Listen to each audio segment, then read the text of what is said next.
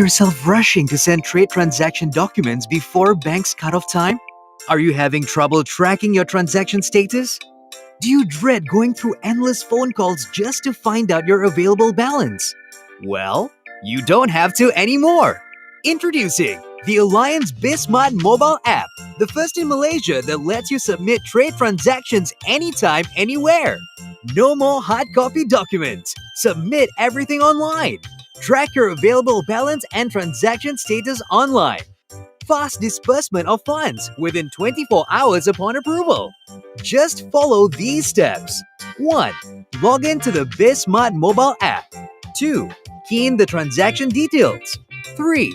Upload the documents and submit for payment authorizer approval. And 4. You will receive a notification upon approval. Now, you can spend more time on growing your business. The Alliance BizSmart mobile app. Speak to our dedicated relationship manager to find out more.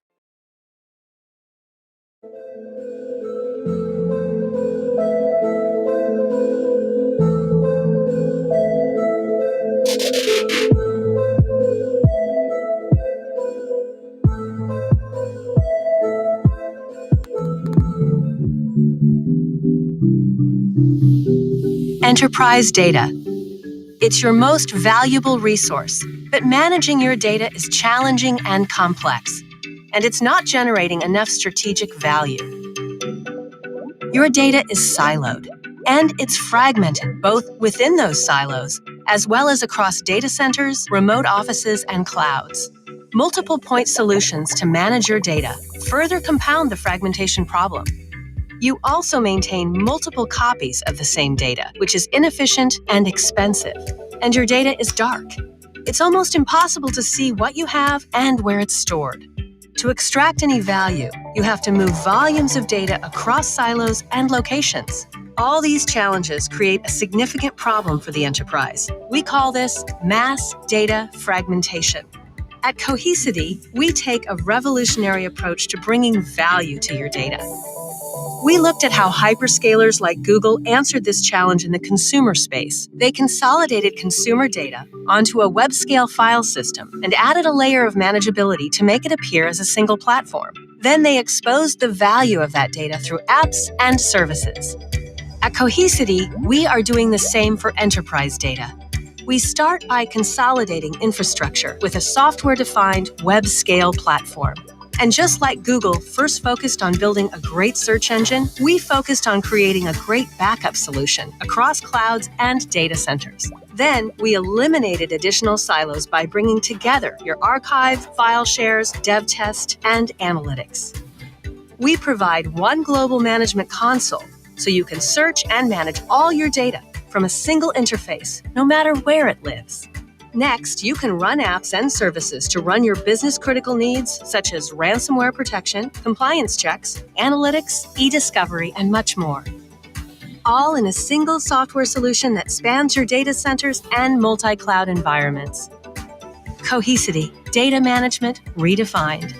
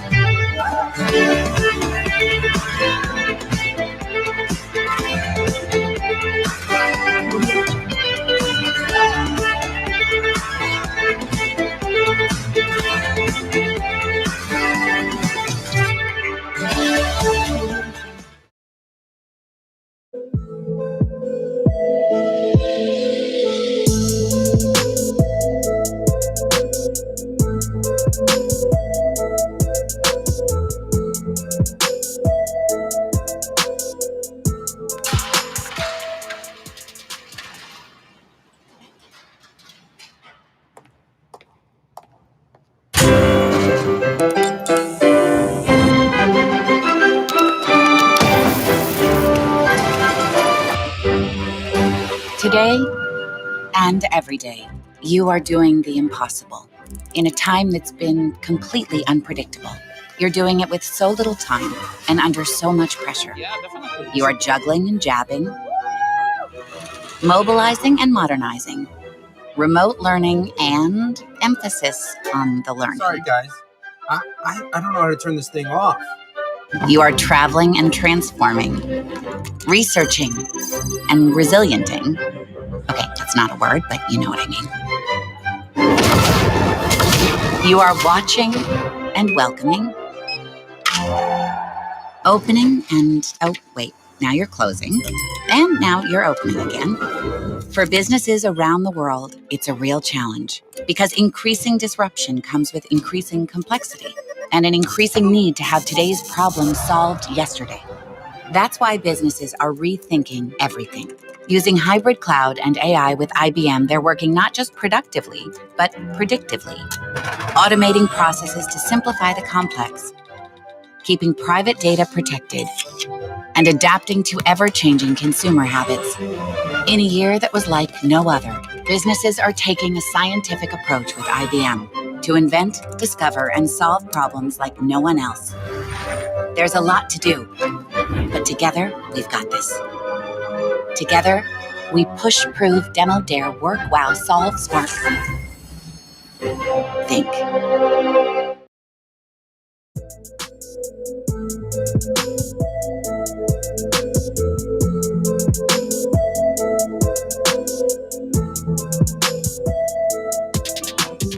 Change happens, with or without our input.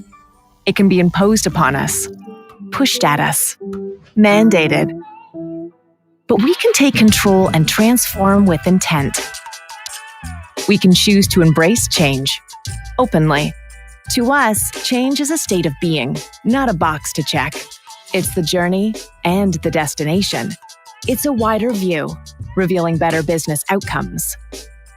But the path is critical, because you can't change the whole without transforming the way. So it's time we leave impossible behind and open possibilities. Let's use open technology to work smarter. Let's open the process for efficiency and freedom. And let's build an open culture on empowerment and collaboration. Together, we can put digital transformation into practice. It can't happen in a vacuum. But an organization can transform using an open approach. With Red Hat, you can open your future. Open your technology. Open your process. Open your culture. Open possibility.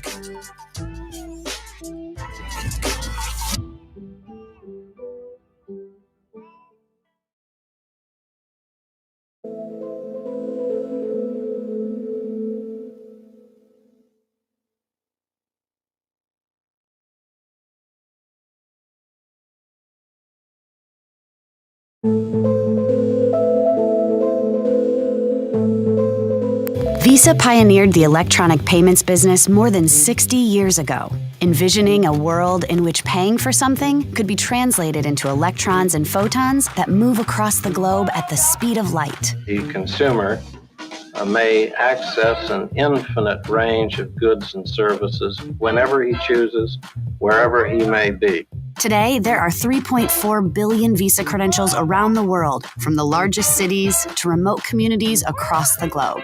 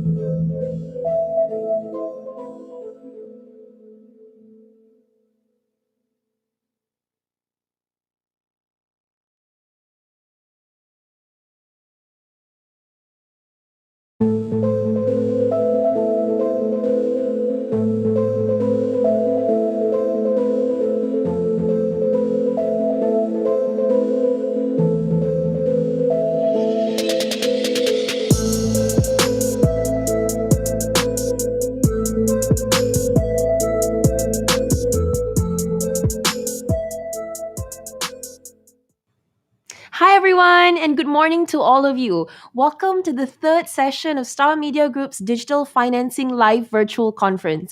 Whether you're tuning in from WebEx, Facebook, YouTube, or LinkedIn, thank you so much for joining us. My name is Myra, and I am your host for this two-day conference. Just a quick technical reminder for WebEx viewers. To optimize your view of the conference, please go to the view on your top left, somewhere on your screen, and untick the Show Participants Without Video option. And if you're watching this from Malaysia or anywhere at all, I have to ask, how are you? We hope you continue to stay safe and well as we enter the second year of the pandemic. And we would honestly love to hear from you. So let us know how you are doing and where are you watching this from. Type all of your stories into the chat box or in the comment section below. We would love to get to know you. All right, so for today's event, in commemoration of the Star Media Group's 50th anniversary, the Digital X Data 2021 Road to Malaysia 5.0 event series is dedicated to enabling digitally powered businesses to accelerate growth in the nation's digital economy and to drive innovative change amongst the society in building a human-centered nation powered by disruptive technologies. I hope you're excited with all the Digital X Data event programs that we have lined up. And if you are, great, let's collaborate. Please connect with us at events@thestar.com.my to learn more about the Digital X Data events, the speaking opportunities, and partnership opportunities, which you can benefit from by leveraging with our integrated events and media services. All right, let's talk more about this conference. Themed Powering a Cashless Economy. You will learn from these conference programs on the innovations, the advantages, and the risks of digital financial services within the accelerated digital economy development in Malaysia. We will be discussing the disruption of traditional finance to make financial services universally accessible and in molding a more resilient and transparent economic system. This two-day conference program is powered by 30 forward-thinking multinational thought leaders, business decision makers, and industry experts and subject gurus who will be sharing and discussing the road to shaping a cashless economy and powering a cashless society. To learn more about this conference agenda as well as all of our speaker profiles, you may scan the QR code on the top right of your screen or you can go to bit.ly/StarDigiFin. That's StarDigifin. All right, guys, we would like to move to the super fun portion now. We would like to announce the prize draw winners of the session of yesterday's afternoon. And yes, you heard it right. For those of you who have just joined us, all you need to do is stay with us till the end of the session and you will stand a chance to win these cool prizes at each of the 4 sessions of the events. We had 2 sessions yesterday and we're going to have 2 more sessions today, so stay tuned. All right, so let's see who are the winners of yesterday afternoon. So for the Samsung Galaxy Fit, that goes to JH Yuan. The Samsung wireless charger pad goes to T Sui Sin, and the Samsung Galaxy Buds goes to Kurt Ho. Congratulations to all the winners! Just letting you know that our event team will definitely be contacting you separately after the event to arrange the gifts. All right. Without further ado, let's take a look at the program lineup of this afternoon. We will kick off this morning with a power panel discussion on going walletless and the future of consumerism. The panel will be participated by Domino's Pizza, Pinsent Masons and Advertising Standards Authority of Singapore, Transport for the New South Wales in Australia, and it will be moderated by our knowledge partner, Kanta Malaysia. Then, our Terabyte partner, Fundaztic, will be sharing their insights on P2P or peer-to-peer financing. We will wrap up this morning with a power panel that will be discussing the role of Fintech, InsurTech, RegTech in boosting resilience and operational excellence of financial services. The panel will be participated by Bank Rakyat, Fundaztic, Manulife Insurance, Standard Chartered Malaysia, and it will be moderated by our Star Group's senior news editor. Are you excited? Are you guys excited for the program lineup this session? And if you do, please, we'd love to hear from you. If you have any initial thoughts, any suggestions, type it in the chat box or in the comment section below. And let's engage. To learn more about the conference agenda and the speaker profiles, you may scan the QR code on the top right of the screen or go to bit.ly/StarDJFin. All right, so before we start, we have a few housekeeping matters before we begin. After more than a year of participating in webinars and online events, you and I know that there are always going to be unforeseen risks in any live event. So we do ask you to be patient if you experience any kind of technical or internet glitches. However, don't worry, we're not going to leave you hanging. If you need any assistance from us, please do chat with our events crew, or you can email us at events@thestar.com.my. And if you have any questions for our speakers, you may post it also in the chat box or in the comment section if you are viewing this via Facebook, YouTube, or LinkedIn. And if any of our speakers do not have sufficient if any of our speakers do not have sufficient time to address your questions, we apologize. The question will be then passed to the speakers and they will address it separately offline. Lastly, and most importantly, please engage, learn, and enjoy. We will kick off this program with a power panel discussion on going walletless and the future of consumerism. Joining this panel is a lineup of forward-thinking senior industry leaders who are in the area of consumer service and digitization. Our first guest is dialing in from Singapore. Brian Tan is a partner at Pinsan Masons. He practices in areas such as data protection, finance, technology, media, and is ranked top tier in several categories by Legal 500 and Chambers. Brian is also a member of the Advertising Standards Authority of Singapore, Consumer Association, and the Consumer Association of Singapore. Our second guest is passionate in technology, innovation, and digital initiatives. Matthew Tan has over 20 years of experience in technology management, and he is currently the Group Chief Information Officer of Domino's Pizza for Malaysia, Singapore, and Cambodia. Our third guest is signing in from Australia. As the head of transport for New South Wales Digital Payments Business Unit, Kurt Brissett is responsible for delivering innovative digital and payment products across a variety of channels to over 4 million regular customers. And that takes over 670 million trips annually, equating to over 1.5 billion in annual revenue. Kurt is responsible for the Opal network, which is geographically the world's largest electronic ticketing system. And he has successfully delivered Australia's largest contactless payment system, with approximately 25,000 contactless payment terminals deployed across the Opal network.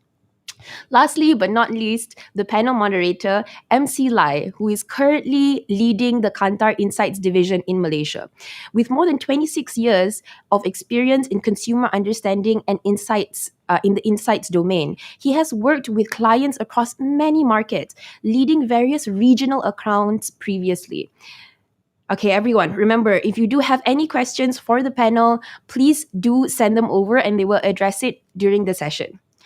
All right, guys. So the panel is getting ready, and so should you. So stay tuned, and we will be back shortly. Bye, guys.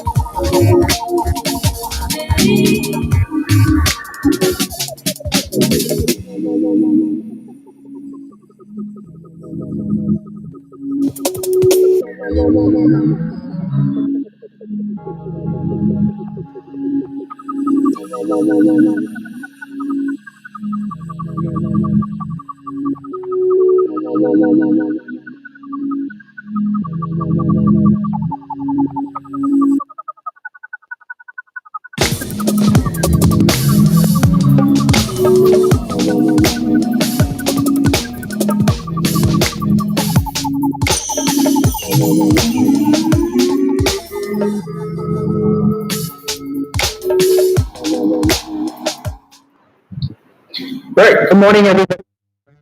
Welcome to the session. I hope everybody is, having a good morning so far. So I think I'm really excited to be speaking to a panel of a very international sort of experienced person. So I think you guys have all had the intro. So this morning we're going to have Kurt, we have Brian, and we have Matthew on the panel. So I think I'm going to just kickstart given the time that we have.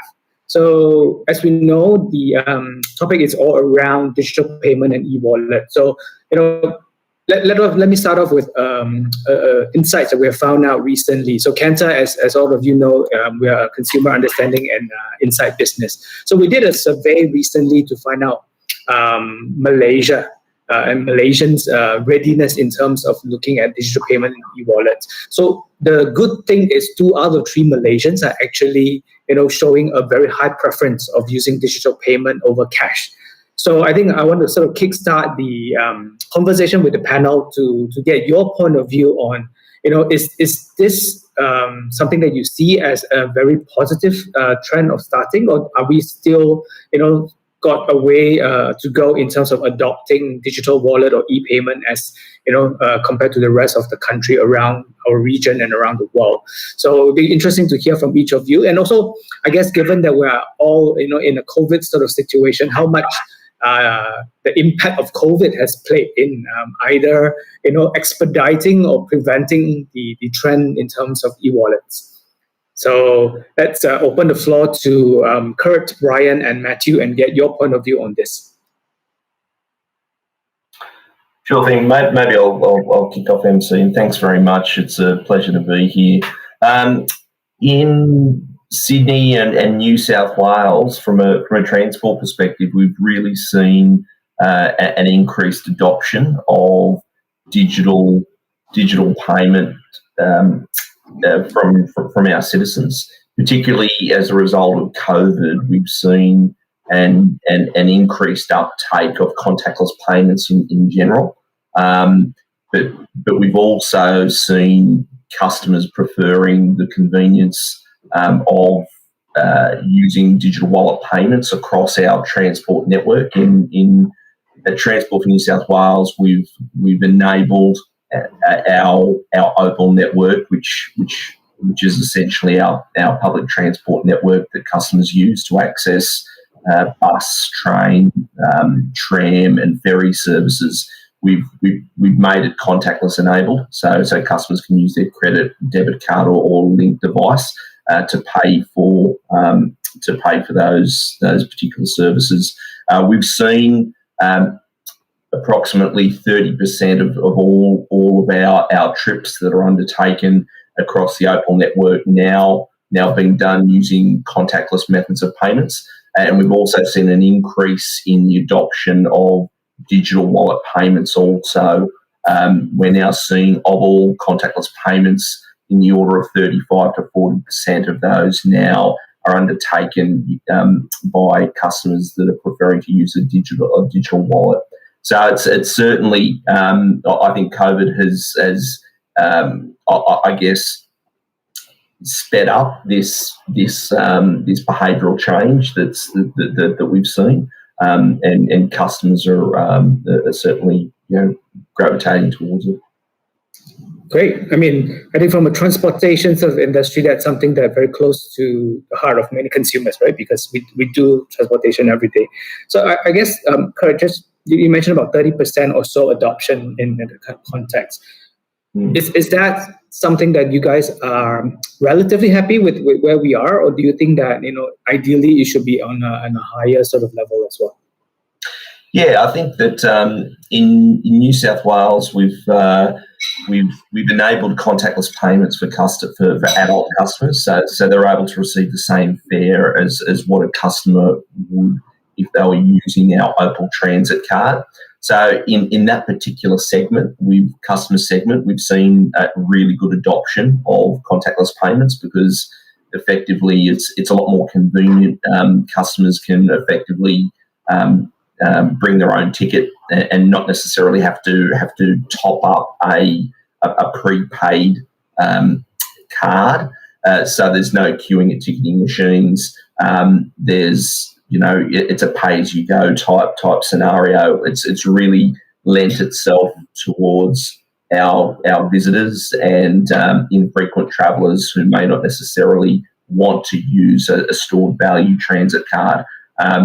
But we would encourage more of our customers to use it because we think that it's a good customer experience for them.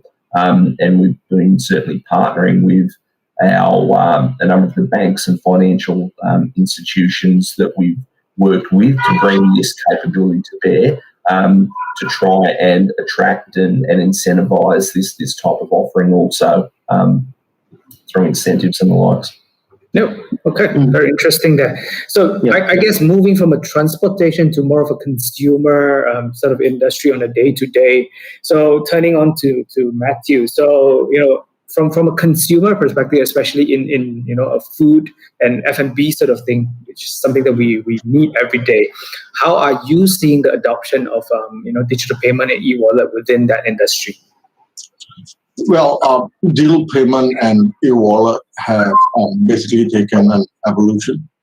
I think Malaysia specifically, we have seen a growing trend of using digital payment in general. Coming to the pandemic, I think we have seen an increased rate of online purchases via digital payment method. And I would say in a way it's probably also influenced by the higher hygiene awareness on the use of using cash, whereby cash is passed around, right? So that there is a consumer behavior, or rather consumer fear of the pandemic, which further encourages this use of digital payment methods, right? So that can be from a sense e-wallet, like I think mentioned, whereby we are very encouraged by the promotions and the incentives, but at the same time also the convenience and the fear of this pandemic. So that driven by the increased e-commerce kind of transactions, plus the need to be careful. I think that we have seen a great increase in the number of consumers adopting digital payments. And from a I guess infrastructure perspective, do you guys have to therefore do something quite differently and quite quickly in order to cater to this sort of changing in consumer behavior? Well, I think it's important to constantly adopt a high resiliency from a systems infrastructure perspective, whereby the user experience is seamless. But at the same time, I think with the increase of transactions, there's always a stress on the infrastructure available. No one expected the pandemic to hit us so quickly and the impact to be so fast.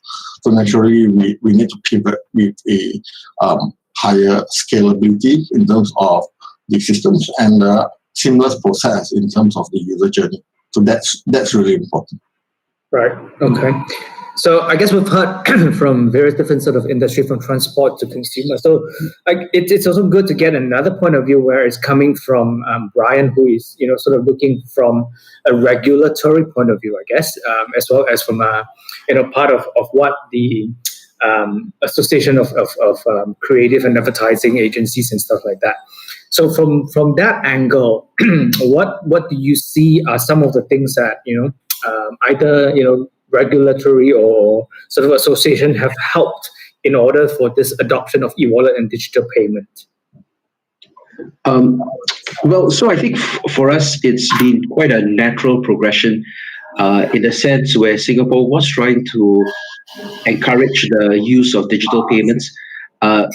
Admittedly, it was a bit slow, and the pandemic, like we've heard before, proved to be the catalyst for a massive explosion. So some of the sites were telling us, or the providers were telling us, that volumes have increased by at least 100%, doubled, and obviously more people are on it. I think from a pandemic point of view, as Matthew said, that made a lot of sense because not passing around the money was also very helpful. You have one less thing to worry about in terms of how viruses can spread. I think we learned a little bit of that from the SARS episode also. But from a regulatory point of view, so Singapore also put in place a licensing requirement, and it had to phase this in. It actually did this pre-pandemic. So the deadline for filing applications was actually end February 2020, just before the pandemic officially hit us. And so all the parties who were providing payment services started putting in their applications. And I think we had almost close to 400 entities. Now, there are different mix of people, some remittance guys, some cross-border, some electronic payments, some digital tokens, stuff like that. But that's a huge number of licensees in the Singapore context to start making the application. So there's quite a lot of different providers now. It's been a year since all of these providers are still operating under temporary exemption, and that's because the regulator is still processing that. The regulator is quite careful in giving out these licenses, and I think that's for good reason, because an important factor in encouraging the use of digital payments is the trust factor. You do not want to have a breach of consumer trust where monies go missing, or there's some kind of a cybersecurity attack and the provider is not ready to handle that. And so in order to do that, there needs to be careful assessment of processes. There needs to be careful assessment of AML, their technology risk management processes. And so that is what is going to take some time before all those licenses get fully fleshed out. And so from a regulator's point of view, making sure that that trust is preserved, that the trust that will see the risk of the provider suffering some kind of hit, that is preserved. So the regulator will be very quick. So in the case of Wirecard, which is quite well publicized, the regulator moved in quite quickly once things started unraveling. Second, I think in terms of anti-money laundering. So one key worry about such systems, it's easy to transfer the money, but similarly, if you don't take care, criminals will get their hands on the system and they will use it for their own purposes. And so the anti-money laundering process is also quite tight. And I think all these go together towards engendering consumer trust. And so from a consumer protection point of view, it's very important. And so the regulator is really looking out for these things. The regulator also wants to ensure that the entities are licensed, that the advertisements are also properly done. There's no misrepresentation. There's no hidden fees. So it's quite a number of things. The regulators, as I said, different regulators are also getting to grips with these obligations. Again, that's why it's taking a bit of time to get through that. But right. I think it's all moving in the correct direction. Right. I mean, as a consumer or even as a brand owner, I think it's quite assuring to know that the regulation and all that are also evolving in the context. So I guess a question to all the panel here is, there are different countries at different levels in terms of the adoption, as well as how they have adopted the e-payment. In your mind, if you were to think of one country that is considered as a role model in terms of how they have rolled out, promoted, and encouraged digital payment adoption and infrastructure, which country comes to mind, and what are the success factors for that country, to be considered as a role model? If I can jump in again, I think ironically, the countries in which digital payments have taken off the fastest and probably the most innovative are countries where the existing payment infrastructure was lacking. And so that saw the need for technology-driven innovation to arrive into the market. So I think the prime example of which would be China, which, vast system, difficult to handle cash. Electronic payments really took off quickly, and I believe that the Chinese are now known for some of the innovation surrounding payments, where digital payments are so ubiquitous that people prefer digital payments, electronic payments, to handling cash. And that's fairly remarkable. What that also tells us is that the opportunities in the region would lie with the countries in which the payment infrastructure is the most lacking.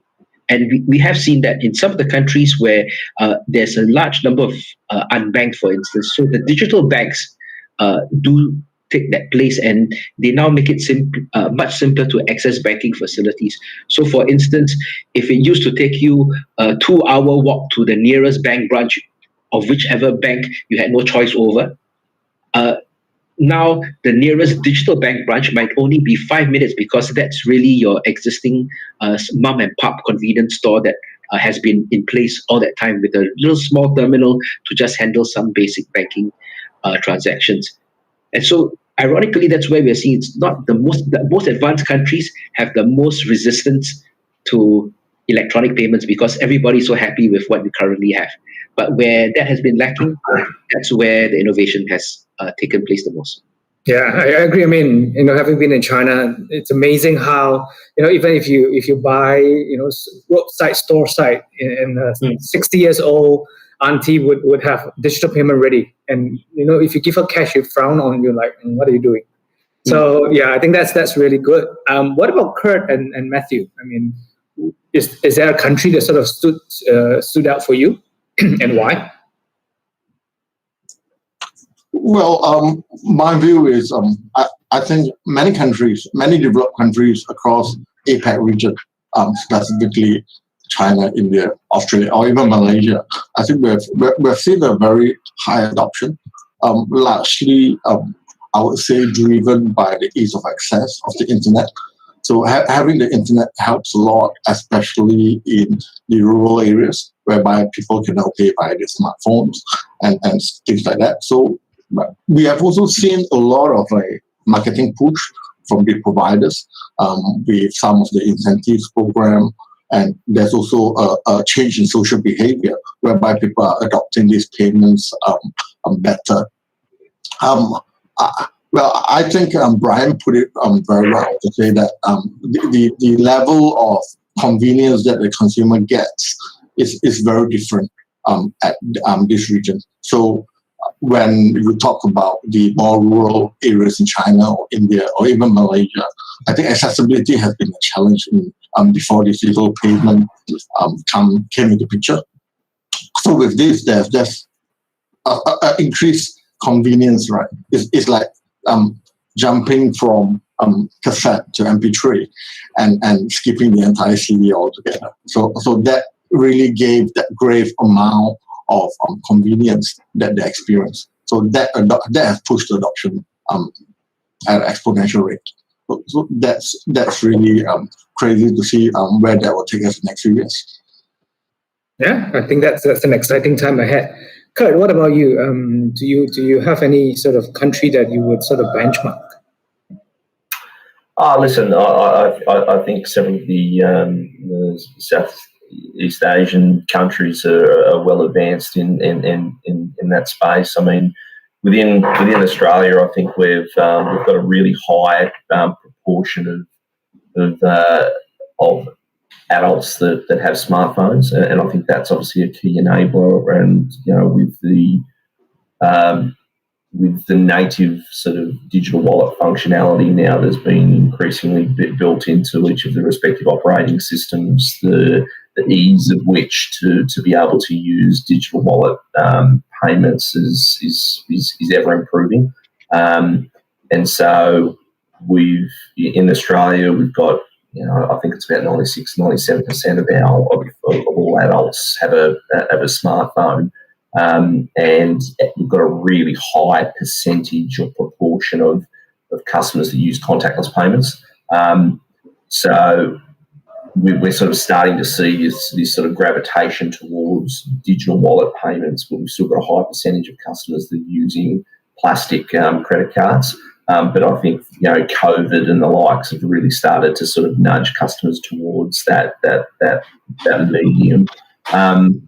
I think that a barrier to a lot of people sort of using digital wallet payments is familiarity with technology, demographics. Obviously, we've got customers, particularly in the public sector, we've got to cater for all customer segments. So we've got to be able to provide that degree of accessibility, and we do have customers that are unbanked and the like. So you are always going to have, I guess, those customers that you need to be able to cater for and be able to provide other methods of payment for them to be able to access your services. But I think, really what we've seen definitely in New South Wales and Sydney particularly is with COVID, particularly at the state government level, there's been a really good program enacted in order to provide financial subsidies to our citizens, and a lot of those subsidies have needed to be applied for or it's become easier for customers to apply for those using digital channels. And in order to access those subsidies, it's generally via a digital payment channel also. So I think what we've seen is a lot of those customers that were previously either somewhat reticent or hadn't necessarily adopted digital payments, this has been a real catalyst to enact that type of behaviour change. So, that's really sort of what we've seen. Right. I think you mentioned a good point about, focusing on some of the segments which are still, I guess, behind or needed help in terms of adoption. So I guess, again, question to everyone is, if you look across the various different profiles of customers or consumers, which are those that you feel that really is still struggling or need a lot more help and push in order for the adoption of digital payment? And what, either from a brand perspective, a government perspective, can be done in order to help to encourage these people to sort of, come on the bandwagon, so to say?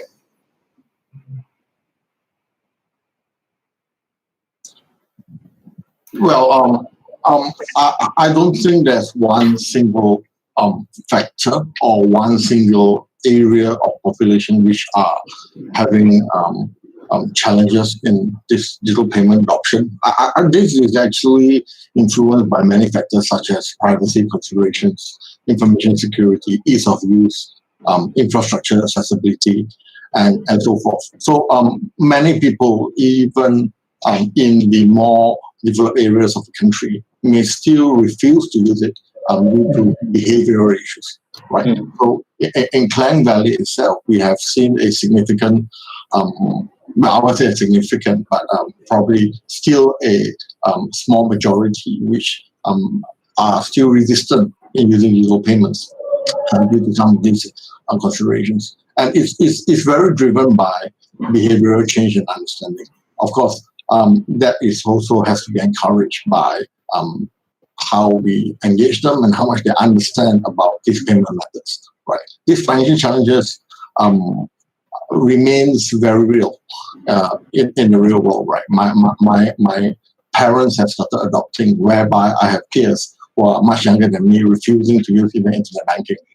So that's really a very real problem. And as we develop with more infrastructure penetration, 5G and things like that, we're hopeful that this adoption will then increase on a organic basis. Right? But I don't think there is a silver bullet to do that 100% conversion. That will take time. Yeah. Mm. Yeah, I think I do agree. I think there's no silver bullet, no magic bullet that will solve all the problems at one go. But I would also say that there is going to be substantial innovation. Kurt mentioned about using that to using the wallets that have been established to push down government subsidies. And when governments need to do something like that, especially in a kind of crisis situation, they've come up with some kind of plan. Singapore came up with some kind of a internal tourism voucher to give out, and e-wallets were the way to distribute it the fastest, right? Instead of mailing it out. I heard of another project. This was not during the pandemic, actually. This was the aftermath of, I think, a particularly devastating earthquake in Philippines. And the relief workers got there. Everything was wiped out, right? No infrastructure, electricity was down, water was down. But one of the easiest things they could set up was internet mobile base station, because that could run off generators and mobile signals could continue. And that meant phones were still in operation. And the relief workers thought to themselves, and one of them actually went on to found a digital payments company, you get all these aid coming in by cash. And if you were to create a queue and try to distribute cash, number one, cumbersome. Number two, all kinds of other problems would arise, right, in transporting the cash, safety, etc. But if you had those wallets ready and all you needed to do was send it out straight away to all the wallets, people can still start then accessing the aid already into their wallets because their phones were still up. Imagine what kind of change that could be. And again, that's the need, the necessity at that point in time driving that innovation. And I think, with digital, the ability to innovate goes up so many more notches than if you're dealing with physical cash. And so just let the techies do the innovation. They will get there, and slowly they will tackle that solution. Yeah, listen, and I'd echo a lot of that. I mean, in New South Wales, we've done similar types of things where, in order to provide our citizens with financial subsidies in a rapid way, what we've done is we've adopted digital wallet QR code technology to basically push out vouchers for our citizens to be able to use them to purchase experiences, and also purchase food and whatnot at restaurants and whatnot, in order to stimulate economic activity in order to facilitate our recovery from COVID. So that's something that's been really well adopted and has been rapidly rolled out, and I think has been a catalyst for all that behaviour change. In terms of other, I guess, activities or strategies that we've adopted in order to nudge customers that may have challenges for a number of different reasons, being able to access technology and digital wallets and the likes. We've also got New South Wales New South Wales service centres that are effectively staffed by our people, and customers or our citizens can effectively visit these in person. And one of the strategies that we adopt is to actually have our service centre staff step customers through how to actually use our digital channels and products and services in a far more convenient way, so that they can then go away and use it of their own accord. And that's been very effective, and that's worked well for particularly our senior citizens who may not necessarily be across a lot of technology, but also customers who have accessibility challenges and have a carer and the likes. It also facilitates that type of interaction and enables our citizens to be far more self-sufficient as well. So that's worked well, and something that we sort of adopted in conjunction with a number of other strategies.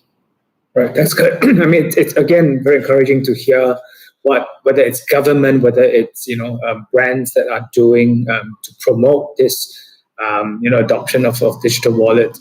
I guess you guys mentioned an interesting point about innovation. So I think innovation is one of the key that really would help to propel in terms of adoption.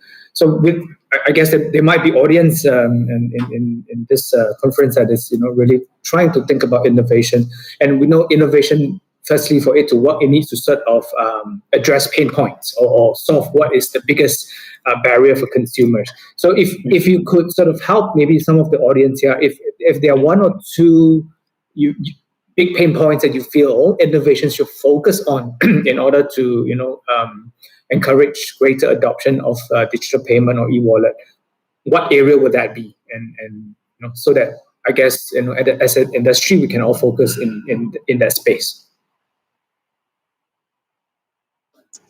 I would think ease of use is very important to most consumers.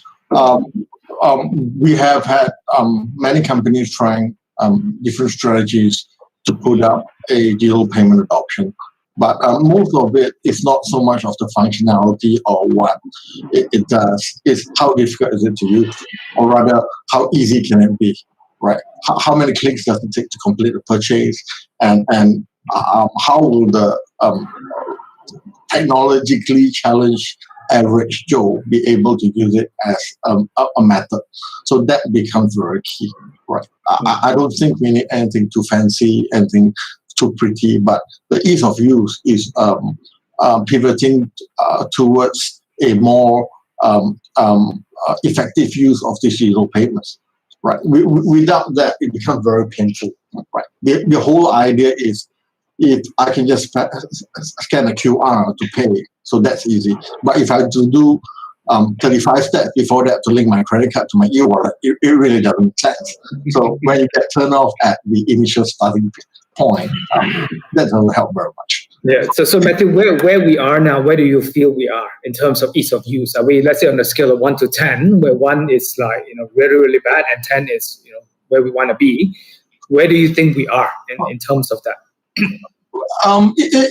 It's a very interesting landscape we're having now, because those who have jumped on the digital payment bandwagon earlier are now having challenges because we now need to upgrade our entire customer journey, right? Because there wasn't a problem then, because the people who were using the digital payment journeys were people who were tech savvy anyway, right? And today we need to cater for general public. So there is now a need to upgrade the experience. And people who have not been on it, while jumping on experience, may not have the know-how or may not be addressing the correct customer pain points. So we're kind of 50-50 at the moment. Everybody is still trying to be there. People who knows the problem are having trouble with the solution, and people who knows the solution doesn't know how to get there. Okay, and I really like what you said. It's about customer experience, because as we have done, many of those studies as well with our clients, more and more so, the consumers of today are really looking at experiences, and therefore understanding, the journey that it takes and what are the steps that we can influence is a fantastic way of looking at it. Brian and Kurt, what about you? What's your point of view? Well, I definitely agree with Matthew, the customer experience, and let's also not forget that the customer is changing. If you want to expand a customer pool, like Matthew said, it's no longer the super nerdy techie that knows how to know his way around the most complicated process, but really the ordinary man in the street kind of scenario. I think I have two other pain points that I think would be useful. One is, I think, in terms of transaction fees. With technology, transaction fees should come down because the service is automated. You have aggregated, you have bulk purchasing, and we should see those fees coming down. And I think the more successful sites are those that overcome that, especially those that do person-to-person payments, transfers across borders. It's not a secret that a lot of Southeast Asian countries, Philippines, Indonesia, are the recipients of some of the biggest channels of person-to-person payments. And that's for good reason, because they have a lot of manpower that gets exported, and they send money back on a regular basis to support their families. And so bringing down those fees would also be a huge attraction. And, again, some of those companies are doing really well. So that's one. The second thing is, I think the companies are also thinking about how do we expand the kind of services that we have in digital payments. So we're not just looking at getting more of the regular payments and converting them to digital, but can we use that to expand the market, so to speak? And I think one good example, we're seeing some of this already in the Southeast Asian markets, would be the buy now, pay later services. And essentially what they do is they said, well, look, digital payments have now made it easier to make those payments. But you still have a class of products. So typically, higher purchase goods were only for big ticket items, things like furniture, big electronics, right? And it involved a huge application process, forms to be filled out, stuff like that. But if we can make that a digital process, and we can bring that cost down, we can actually bring it down to smaller ticket items. So things like maybe a cheap handphone, maybe $100, but split into 5 payments of $20 each, maybe a bit more manageable to encourage that particular class of people who would not have access to that service or that credit facility to now be able to afford that level of purchases. And I think the buy now pay laters are now making some headway in that particular market. They are opening a higher purchase market where none existed previously. And again, that's using digital to kind of overcome that. Now, that has got its own issues, I do admit. But again, with that innovation, it takes away that one particular pain point for that level of goods. Right. Very interesting point of view, Brian. Kurt, do you have any sort of views on this in terms of innovation front? Listen, I'll probably echo the same sorts of themes in terms of customer convenience and also the establishment of marketplaces. I think that we've definitely seen that in transport, where ultimately some of the innovation and the products that we've been piloting recently, such as our Opal digital card, which is it's a prepaid debit card that's effectively linked to a customer's Opal account, and it's able to be pushed into a customer's wallet, and they're able to use that to pay for public and private transport as well. And so what we're using is, I guess, digital payments and digital wallet payments as a more or less a universal ticket now that customers can use to purchase a myriad of different services. And then we're using those proprietary EMV protocols and rails to then aggregate all of those transactions to then be able to understand what a customer's end-to-end customer journeys. And what we can then do is then use that data in a opt-in way from a customer's perspective, but use it in a smart way to then be able to incentivize and nudge certain customer behaviour. So for us, from a transport perspective, we really want to encourage customers, for instance, to leave their car at home and adopt multiple modes of transport to get from point A to point B in order to manage congestion. So what we can do is, if a customer uses digital payment across multiple transactions that might span public and private transport, we can then reward customers for that sort of behaviour. So it's a customer convenience benefit, but it's also it opens the world up to be able to use data in a really efficient, effective way, and then for you to then be able to use other incentives, I think, on top of that. So that's really what we're trying to embrace, and we've seen customers really gravitate towards it and respond really positively. Yeah, I mean that's fantastic in terms of how you guys have used, what everybody known as big data or analytics to really help with innovation, and I think that itself it's already a one step ahead in terms of that. I think, well, putting on my consumer hat a little bit. So I think what we have seen is also there are more and more digital payment brands, if I call them, that's coming up and popping up, right? So from various different companies or brands, I guess they want to be part of this action. So what's your point of view in terms of, should that sort of relatively be controlled and limited to, a handful, or should that, sort of be a free space where everybody and anybody that can come in and offer some form of digital payment brand? I mean, if you look at, for example, China, it's pretty much down to the 2 or 3 at most, right? Versus in some countries, you have 7, 8, 9 different kind of payment channels. What's your point of view on this, in order, again, with the goal of, driving usage and adoption of digital payment in the long run? So maybe I'll jump in. And I think, from a regulator's point of view, they would not want to limit the market. But I would also add that I think the market will then do the limitation. And again, for the nascent market, Singapore included, if you were to go into a hawker store where digital payments has been encouraged for some time, and they have a unified QR code, but they show you the number of digital payment providers that are signed up to that QR code, it could easily be 20 or 30 of them.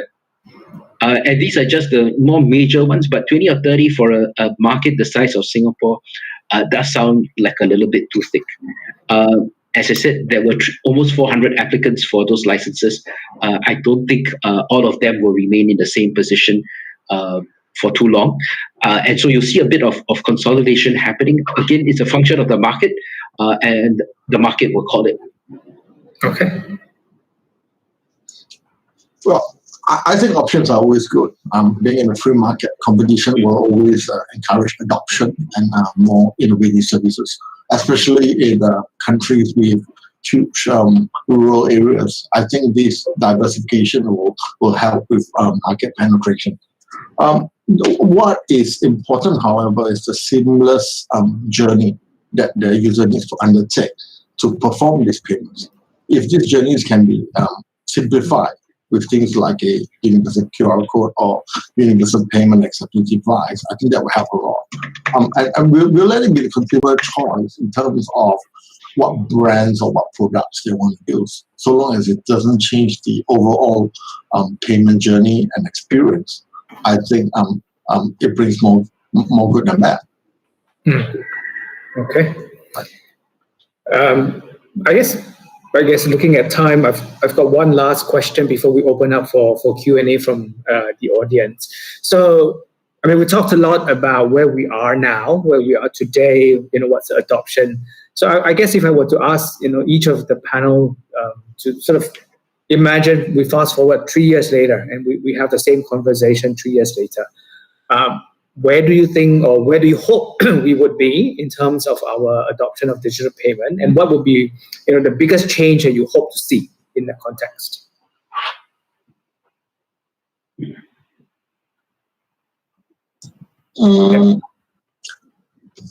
So I would like to see a seamless digital financial service experience.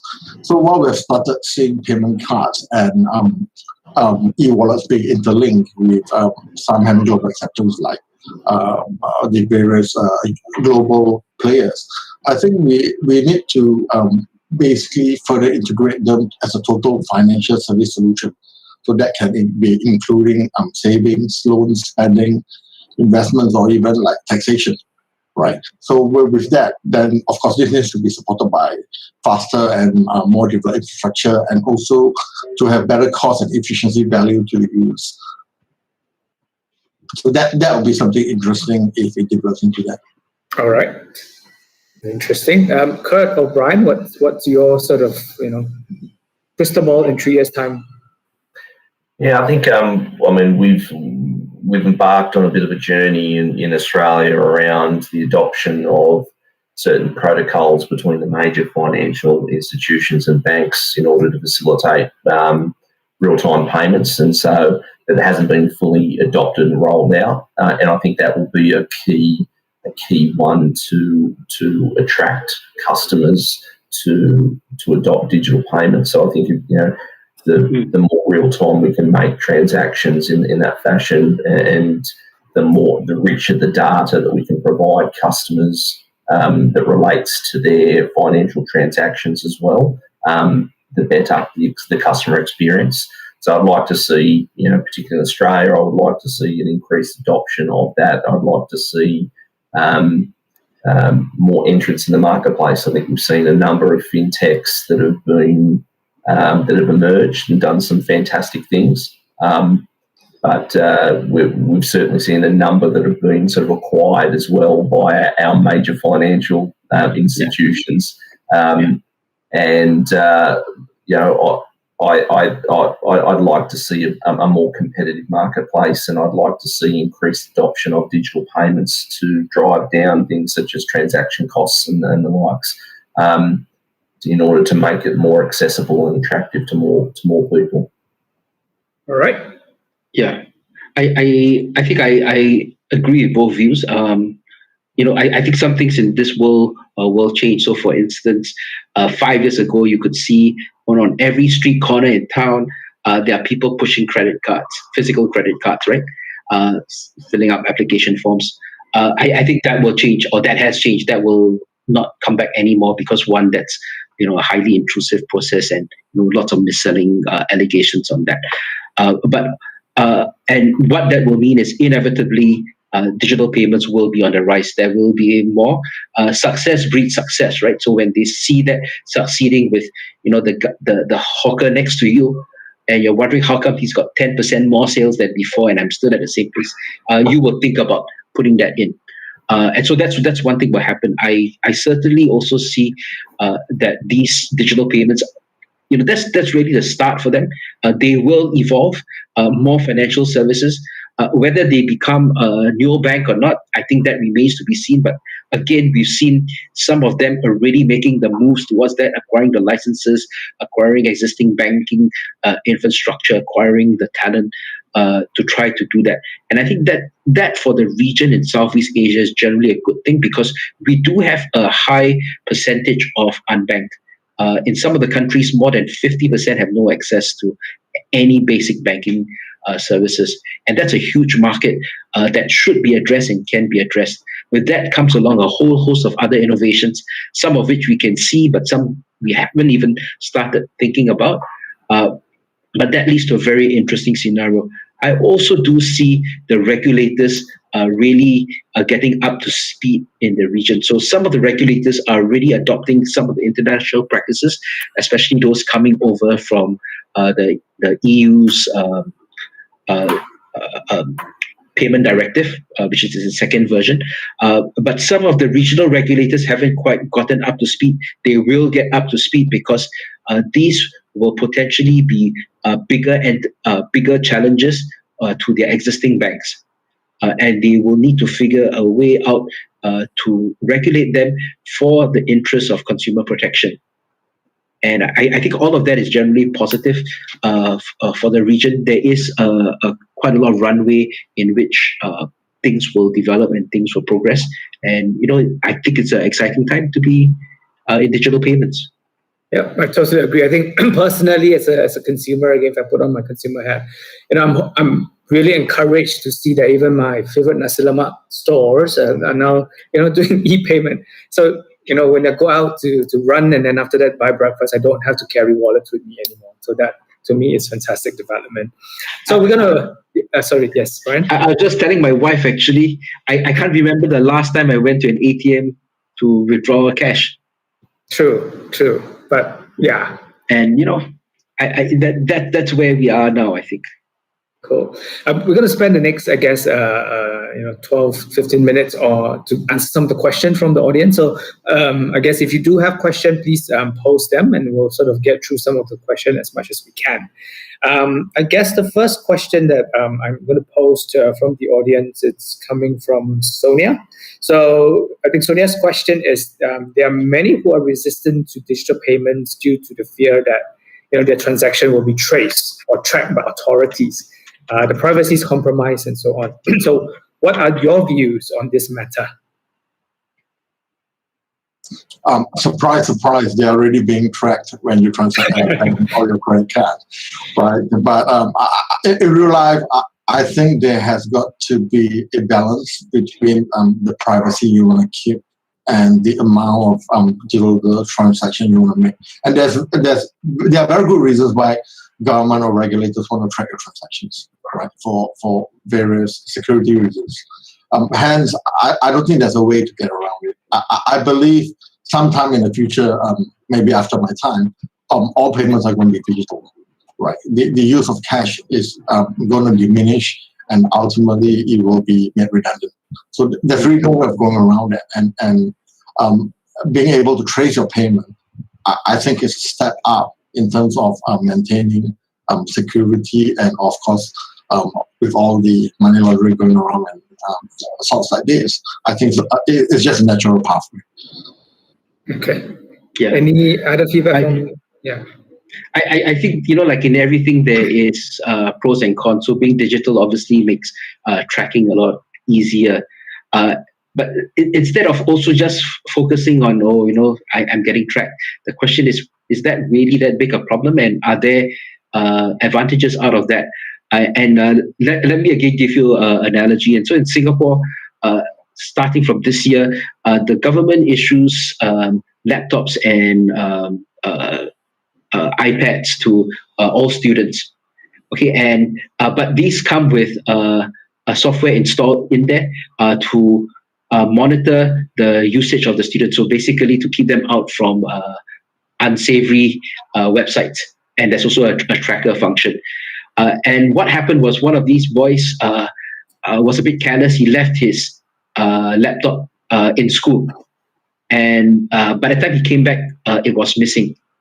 Okay, and so what happens? They turn on the tracker, and guess what? They found the laptop operating from a certain location, and turns out it was the security guard of the school who had picked up the laptop and he had brought it home.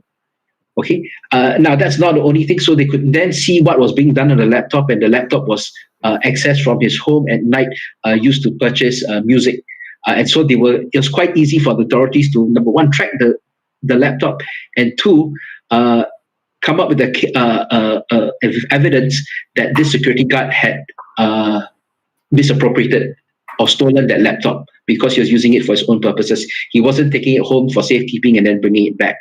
And so that's kind of the unseen advantage of some of these tracking systems, that you can. It's easier to really get the bad guys and to also right the wrongs. So there are some advantages to that level of monitoring. Right. I mean, there's always going to be pros and cons, right? So yeah, in that sense. So yeah. Great. Next question that I'm picking up is from let me see. This is coming from Shalini. So Shalini wants to know, ease of use could be the major motivational factors for consumers now. But as Gen Y, Z, and so on grew in totality, i.e. population, do you think functionality would outgrow ease of use? Hence, more digital products should be introduced. Any feedback to this? I don't think they're contradictory in nature. I think we will always need more functions and more products. But the question is, should we underestimate the ease of use? And the answer is no. We should always encourage this ease of use to be seamless and easy across the different products that we introduce into the market. As more products are added, the more complex the customer journey has to be. And if we relax in the area, it becomes a iteration in the adoption, right? So customers will always want it to be as easy as possible. If it's already 3 steps now, make it 2. If it's already 2 steps now, make it 1. And that's really the case because expectations increase, right? 10 years ago, the expectations was we have internet. Today, we want to watch movies in 4K. So that's really very different, right? So I don't think that's going to be changed, and more functions is definitely the way forward as well. Okay. Any other sort of feedback to that? If not, I think I've seen a quite interesting question here, which again, I think all of you guys will probably have a view on this. So I know with the recent, hot topic on cryptocurrency. So the question here from Emily is, will we see cryptocurrency being recognized as a form of official payment in the near future? I guess official digital payment. What role do you see cryptocurrency will play in a cashless payment in future?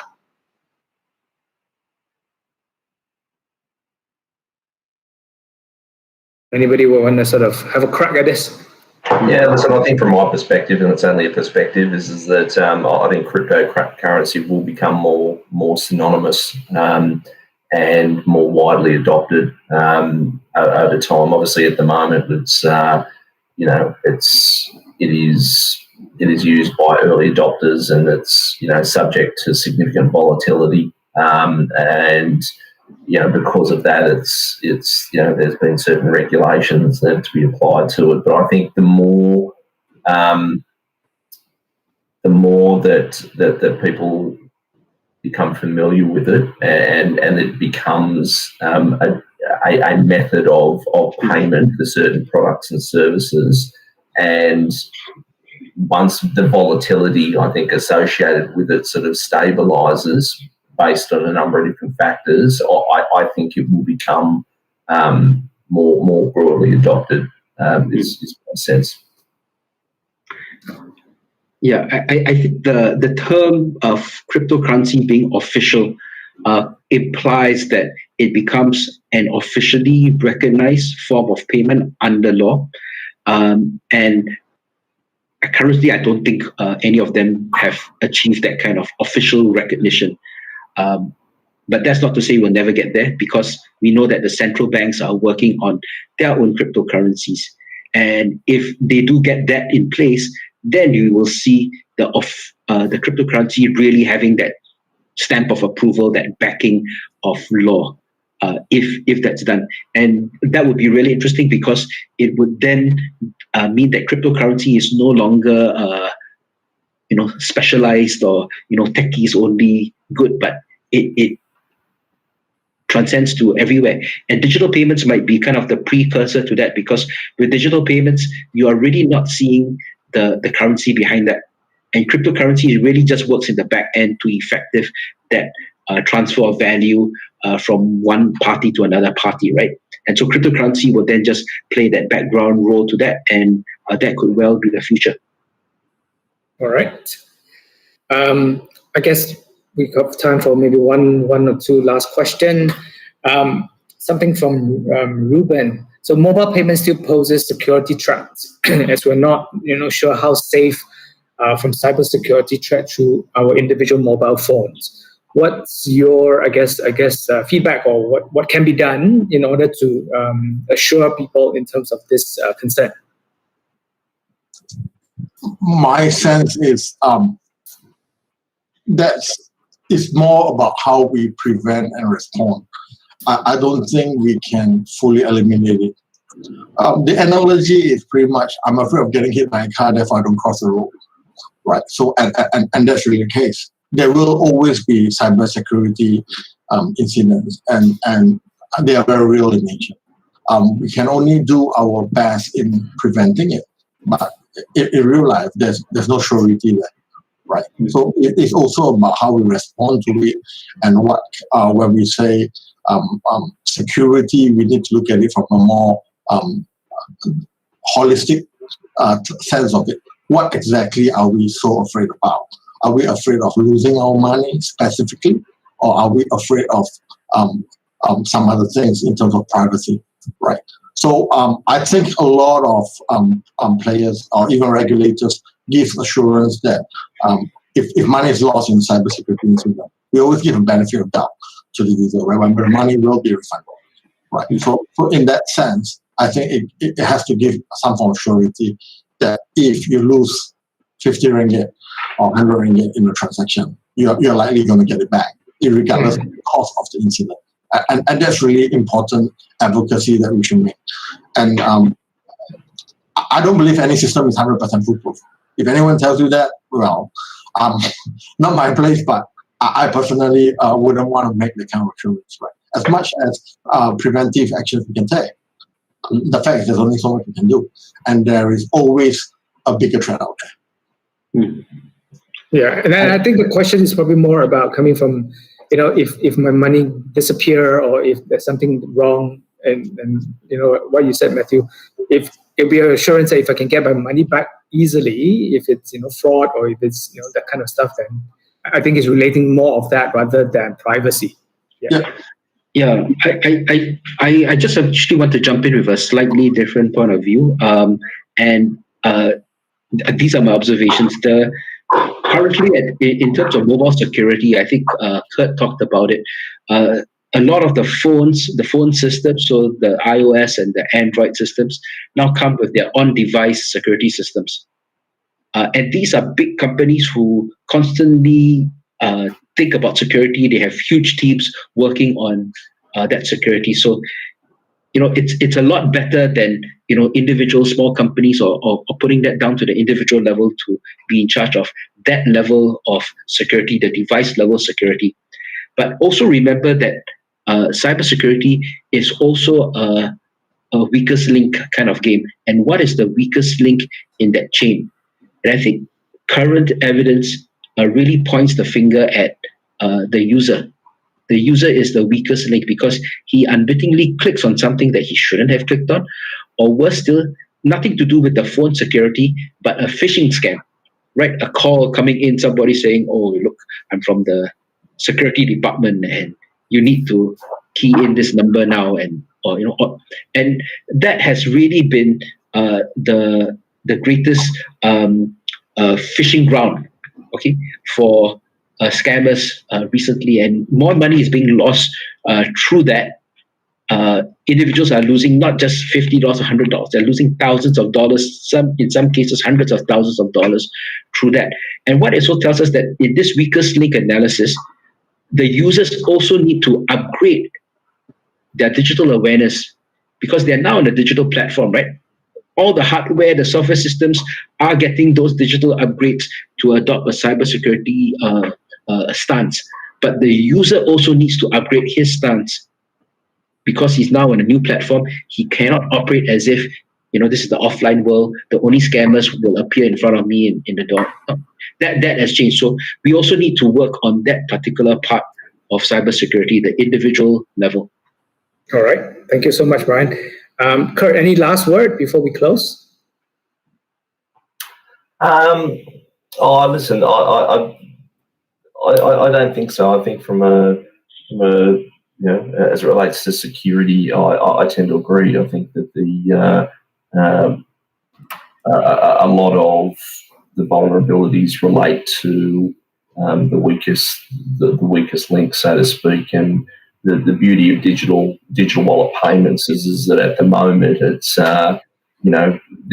there's probably three or four main operating systems that afford it that basically service the majority of customers, and there's significant money that goes into ensuring the security of those environments. So it's I think that and that will only continue to improve over time. So I think that's it's something that stands digital payments in good stead. All right, great. So I think we are just about time in terms of the discussion this morning. It's a fantastic sort of conversation with Kurt, with Matthew, and with Brian. So again, I guess a big thank you to all of you for spending your time with us this morning. And we really hope that as a region and as a country, I think e-wallet and digital payment is something that we will continue to sort of see the growth, and if each of us will definitely be continuing this journey. So thank you very much, everyone. Our pleasure. Thank you very much. Thanks very much.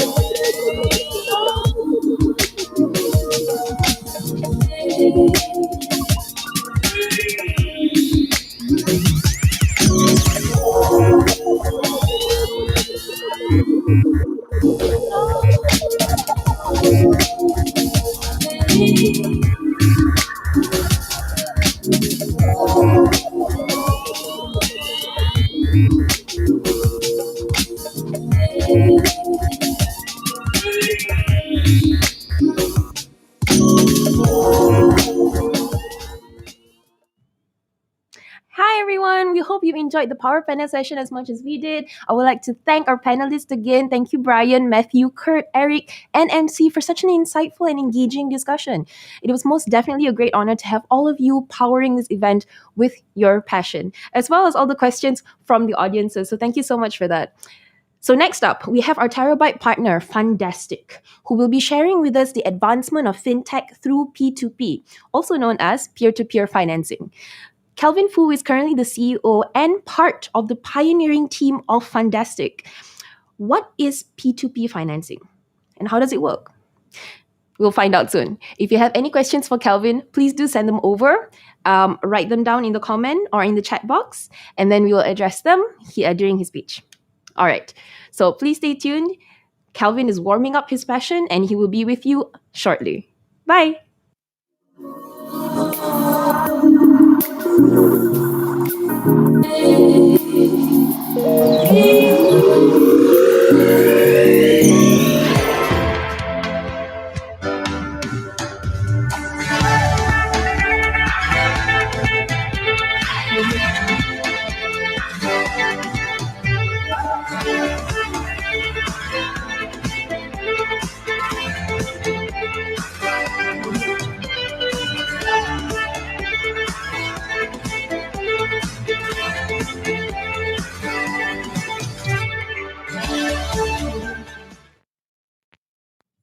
Good morning. My name is Kelvin and I'm the CEO of Fundaztic, a peer-to-peer financing platform in Malaysia.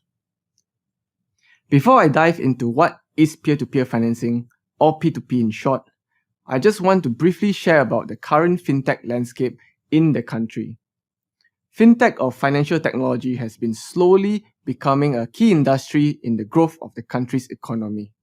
However, the industry has accelerated ever since the start of the COVID-19 pandemic last year, where the government and many institutions are driving the nation towards being fully digital. Examples are like the initiatives for driving digital wallets and payments through eBelia and the ePenjana program, and also Bank Negara's digital banking license, which should be announced by first quarter next year. So what is P2P financing, and how does it complement the country's digital agenda? We all know that micro, small and medium enterprises, or MSMEs in short, are the backbone of our country's economy. They make up of 98.5% of businesses in Malaysia and contributes almost 40% of the country's GDP and almost half of the country's workforce. But the one big issue or pain point that MSMEs are facing is the access to funding or financing. And P2P can actually offer the solution by providing an alternative access to funding for underserved MSMEs and at the same time provide a new investment option to the people of Malaysia. To make it simple, instead of banks, businesses can now receive financing from the rakyat through P2P. There are currently 11 licensed P2P operators registered with Securities Commission Malaysia or SC. This illustration will generally explain how P2P works in Malaysia. There are three parties: the P2P platform, investors, and the businesses or MSMEs, or in the industry we call them issuers. The issuers or MSMEs who needs funds will register and apply online with the platform, for example, platform like Fundaztic, and we will evaluate the application, and if approved, we will host this business investment note for investors to view and then to decide to invest in the note. There can be more than one investors investing in the note issued by the business. For example, if a business needs 100,000 ringgit, there can be multiple investors crowdfunding from as low as 50 ringgit to assist the business achieve its 100,000 ringgit funding goal. Once the 100,000 is achieved, the platform will then disperse the funds directly to the business account, and then the business is then obliged to repay the funding in installments at the pre-agreed tenor and interest rate. So how P2P started in Malaysia?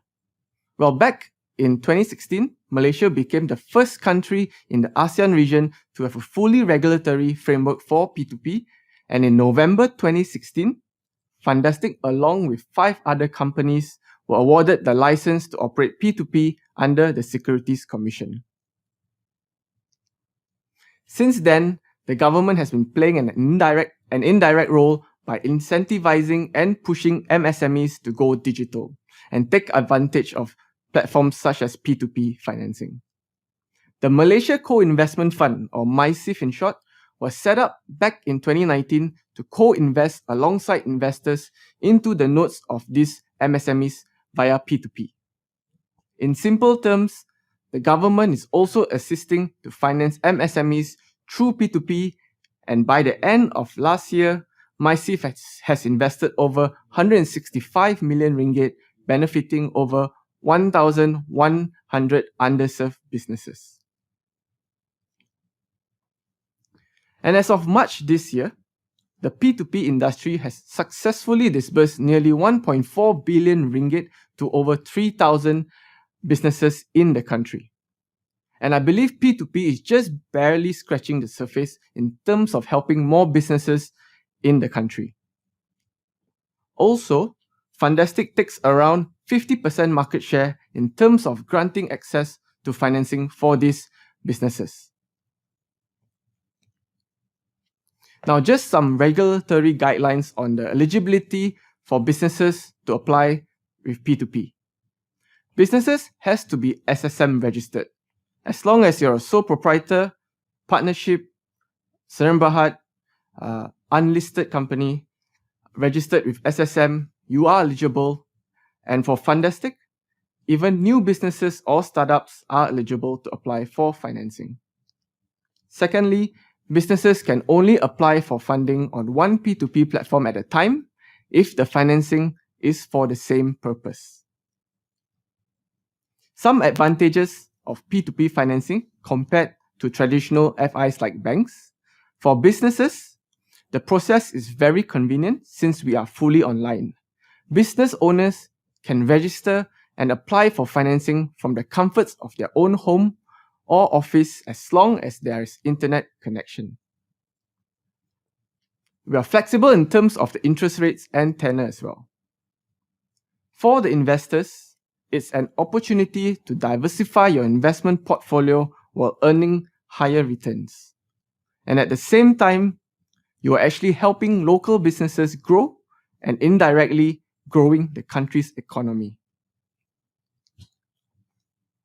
Now, Fundaztic will be 4 years old next month, and we aim to use technology to enhance access to both financing and investments, and to help individuals and businesses achieve their financial goals every day.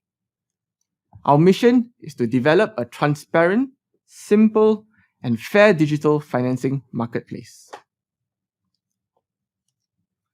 Our leadership team is made up of over 50 years of combined expertise in banking, legal, and tech.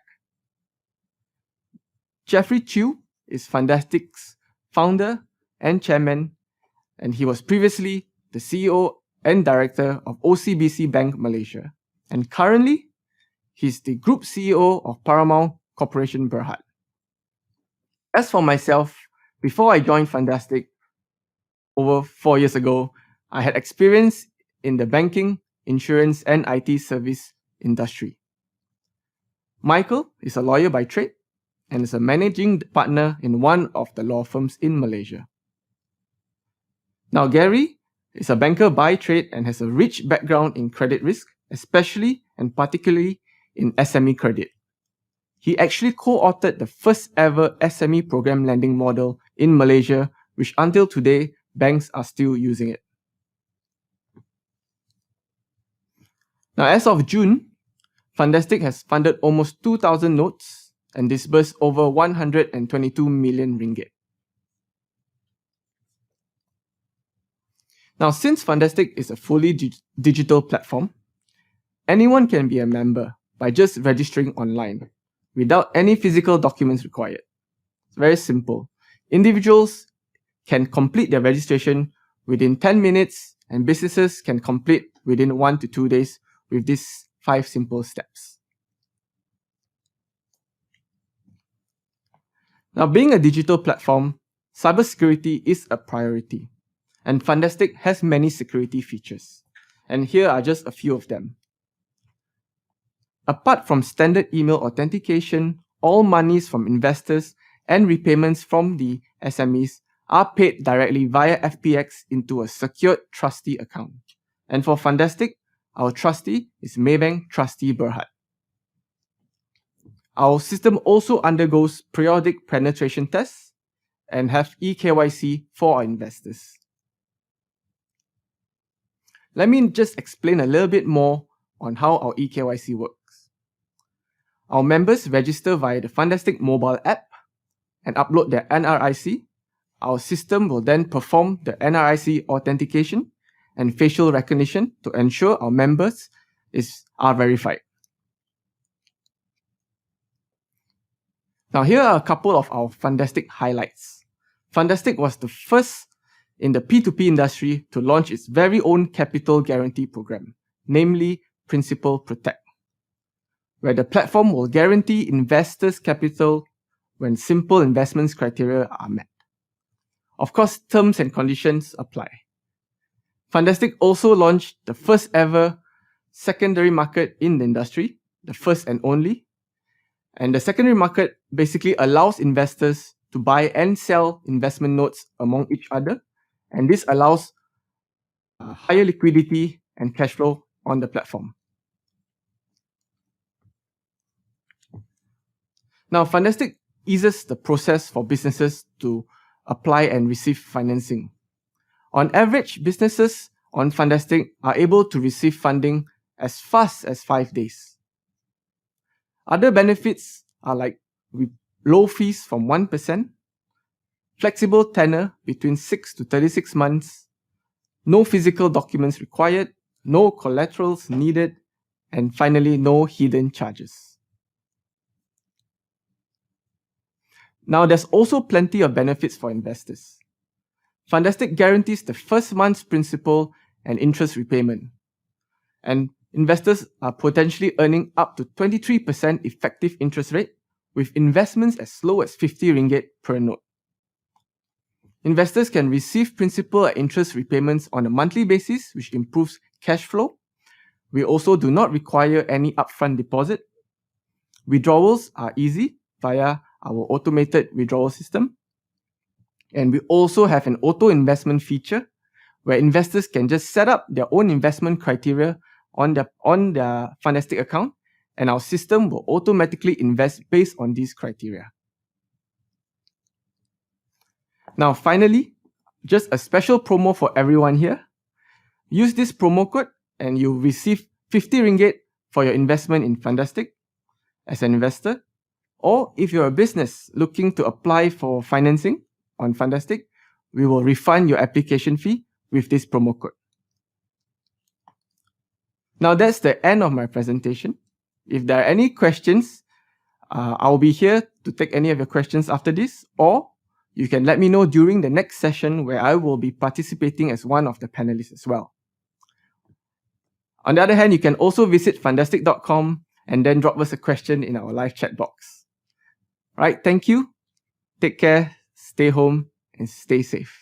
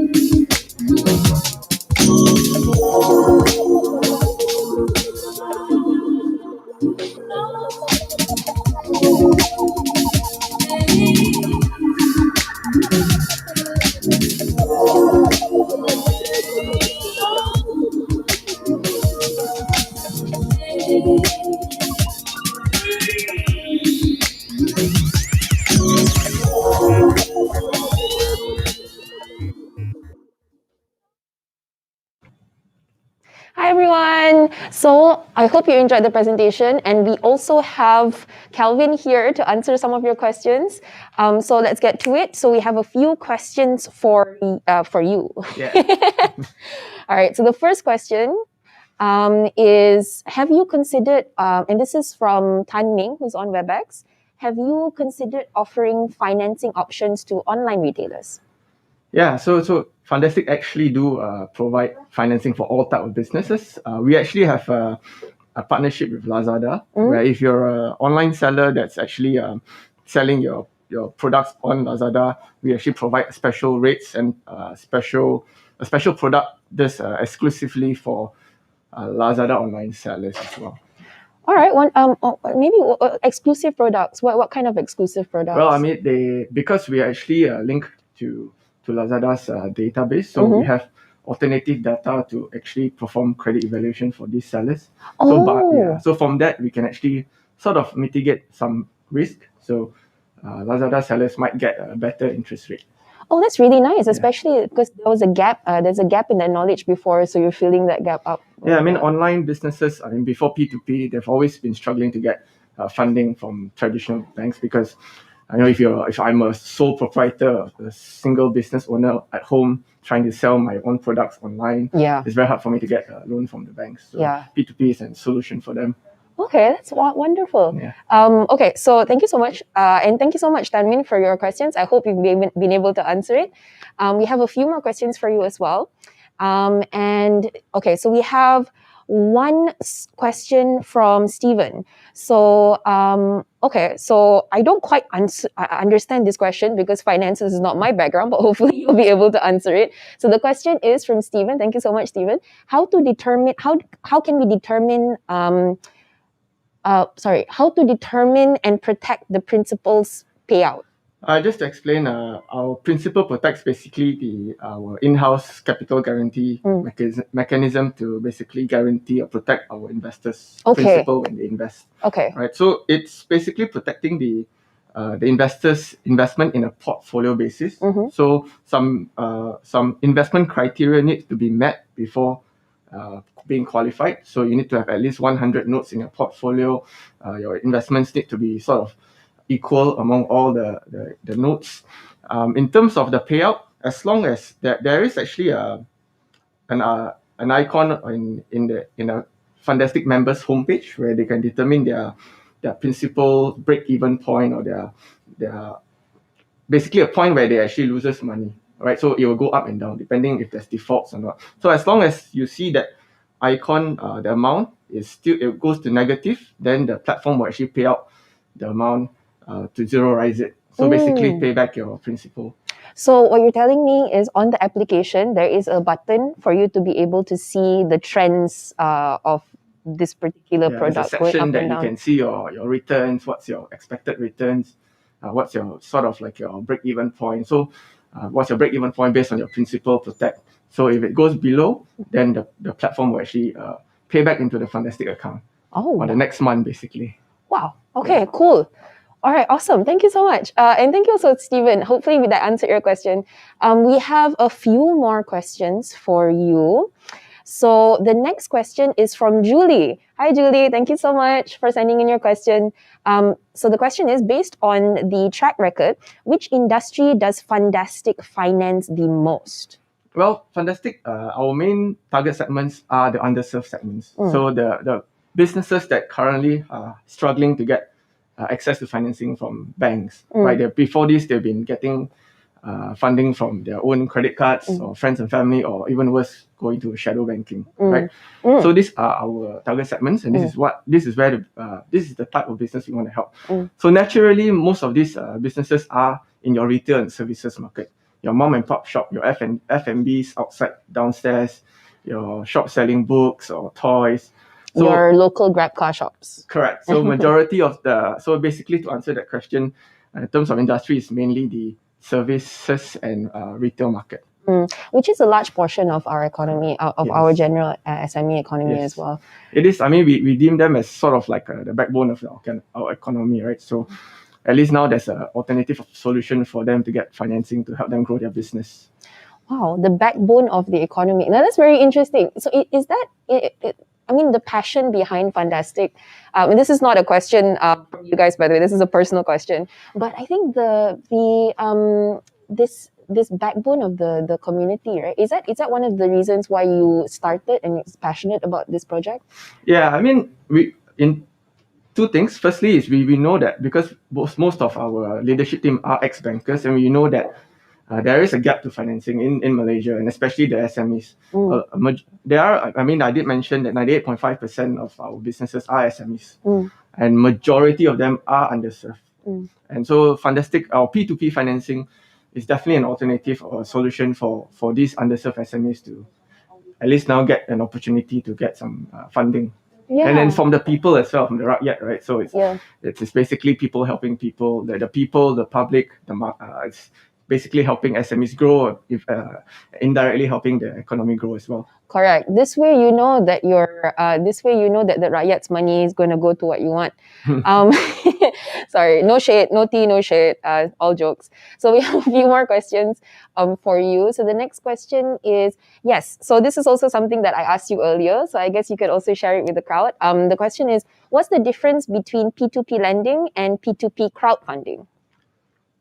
Okay, it's actually the same thing. P2P lending is P2P crowdfunding. P2P lending is a form of crowdfunding. Maybe just to digest or go back to what crowdfunding is or what types of crowdfunding is.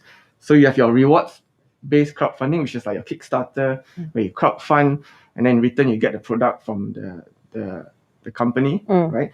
Then you have very similar to like Patreon. Correct. And then what was that other one? The start when you have a model? Kickstarter. Yeah, Kickstarter. Okay. So those are all like rewards based or charity based. And then when it comes to finance or more regulated industry, you have P2P and also ECF, which is equity crowdfunding. So maybe that's the question, the difference between P2P and ECF crowdfunding. So P2P is a debt-based crowdfunding. That means the funders are actually investing in the debt of the SMEs, whereas ECF or equity crowdfunding, the people are crowdfunding into the equity of the SMEs. So in return, you get some sort of shares from the SMEs. I see. So one is a little bit more direct, and the other one is a part of a wider system. Yeah, the ECF is more sort of long term. You're actually like investing in the shares of this SME, hoping that they will become the next Grab or the next unicorn. Right? So most of the companies that go for Malaysian unicorn, let's do it, guys. Yeah. Fundaztic may be one of them. Yeah, okay, I'm a fan. Yeah, so most of the companies that go into equity crowdfunding are normally tech companies, right? Because they are the ones that have scalability and possibility to be the next unicorn. Okay, so that means for Fundaztic, you have two options. You have the more SME options with the mom and pop shops, but you also have this room as well for tech companies as well. To kind of grow, or you have that option? ECF is a different industry, different company, so we don't do that. But for Fundaztic, we also do help startups and new businesses as well. So like, for example, banks do not help new businesses. Like if you're 6 months old or 1 year old in business, it's pretty hard for you to get a loan from the bank for your business. So Fundaztic actually do finance a lot of businesses that are 1 year old or less. Okay, that's amazing. If I want to start my own business, I know who to call. So we have another question from, thank you so much for your answer, and thank you so much for the question. We have another question from Alfred. This one's a little bit of a long one, so I'm going to read it out. P2P is, his opinion is, the P2P is fairly new in Malaysia. So his question is, what has Fundaztic's experiences been, and how sustainable is this alternative financing initiative? What is the industry default rate for P2P players, And has loan bookings increased during the COVID-19 pandemic period? Well, Alfred, that's 3 questions. But let's see. Let's go Yeah, I'll through take it it one by step by one. step. Yeah, Right. let's do it. So, what has Fundaztic experience been, and how sustainable is this alternative financing initiative? Well, we're actually 4 years old next month, right? So, we are growing. I think it's still very, as I mentioned before, it's still very the market is still very untouched. Because of the industry is still very new, so there are still a lot of SMEs that are still not aware about P2P or this alternative financing. Of course, the government and our regulators are helping, but the market is still very huge. So, and at the same time, traditional banks are not really going into this market yet, right? We won't know after the digital banking license announced. But so for that, I think the market is still there. So I think P2P will be here for the long run. What's the second question? It's the default rate for P2P players. Very simple. It's around 2% currently, over the industry default rate. And has the loan bookings increased? Tricky question. Application has been increased, right? Of course, there are a lot of more applications coming in. But of course, being a platform, we need to balance both the SME interest and our investors' interest. So we know that some businesses are not, operational now. So we need to make sure that those SMEs that we do approve are still quality in terms of their credit and their cash flow. Yeah, because you do have a responsibility to the people who are funding as well as to other companies to make sure that something will come out of the investment. Yeah, correct. Because we know that when the funding are unsecured, it means there's no collateral, right? So there is risk for the investors where, if SMEs to go bankrupt or the SMEs do not pay their financing, then as the investors might lose their money. But of course, that's where we always practice or preach diversification, where we always encourage our investors to diversify across at least 100 notes where the principal protect comes in. Okay. Yeah. All right, that's amazing. Oh, that's good. You answered all 3 questions. High five. Oh wait, we can't have 5. We can okay. All right. So thank you so much, Alfred. We have another question from Ben. This one's a short one. So, are there any benefits for long-term investors? I guess Ben is already a long-term investor with us, so thanks for your support. Yes, we have our reward programs, right? Like our Go for 100, where if you hit 100 notes, you get 50 ringgit from us. You have our elite member club, where if you invest, I think 50,000 ringgit, you get certain cashbacks and rewards. Next month is our 4-year anniversary. We will be launching quite a lot of free giveaways and reward programs as well. So stay tuned for that. And we'll probably launch a new reward program for our long-term investors as well. So just stay tuned for a few more days. You heard it here first, guys. Yeah. All right. Thank you so much. We have another one. This one is a spicy question from Jojo. So, how are your returns better than banks? Good question. Our returns are definitely better than banks. I mean, I'm quite sure now FD rates are between your 2.5% per annum. Our gross interest rate is up to 23% effective interest rate, right? So after taking into account, defaults, taking into account our fees, we have the data. Investors who are with us for the past 3 to 4 years, who've already been and still with us for the last 4 years, they're actually yielding around 10% per annum. Wow. After net of default, net of fees. Okay. Yeah. The reason why is because with P2P, you're actually getting your principal and interest repayment every month as well. So every month you get back your funds, you can actually use it to invest again. So you're basically compounding your money. So eventually you don't even need to take out fresh cash from your bank. You can just let it roll, and that's where your compounding effect works. That's nice. So that means that you put it in, and then every month you get the returns to invest in the growth of your business again. Yeah, you can use the money to either invest again or you can withdraw. But of course, we encourage you to invest again so that you can compound your returns. Yeah. Remember, when you get extra money, put it back into your business to grow it. Don't buy a new waterbed, like I did. All right. So we have another question from Al Walid. Thank you so much, Al Walid, for your question. And the question is, what is the average loan size and average lending rate for Fundaztic? Our average loan size at this moment is around 70,000 ringgit. The reason why it's so low is because, again, we are targeting the micro and small businesses. So your mom and pop shops, which do not need a lot of funds, they just need 70,000, 100,000. So our average loan size or financing size is around 70,000. And lending rate or interest rate, it's currently on about 11% Mm. 11% per annum flat. All right, nice. Okay, so I also wanted to ask. So this particular format for SMEs, right? So this is something that I think is very important now, because even like going through, even learning just a little bit about economies, you hear in American news they always say that it's the mom and pop companies that make the backbone of any economy, right? So in terms of this particular project, right? So you focus more on SMEs, but in the future, would you consider to scale up to like maybe different projects? Like, this is a metaphorical future. Like, just say, like, you personally, would you love to scale it up? Yeah, I mean, we are expanding regionally, right? So we have Singapore as well. Fundaztic Singapore will be launching, should be next month as well. And we're looking to other countries in the ASEAN, Southeast Asia region as well. Australia is a possibility, probably then Vietnam or Thailand as well. So we're still going to keep to our core, P2P, but then we're going to expand overseas. Yeah, I cannot wait to see what businesses actually come out, because there's a lot of different differences in our region, in terms of what we want and in terms of creativity and companies. I think that's really great. All right, so without further ado, sorry, I got distracted talking to you. We have one more question, and this is also from Al Walid. Hey, Al Walid, nice to have a conversation with you. So his question is, you mentioned the default rate PTP is at 2%.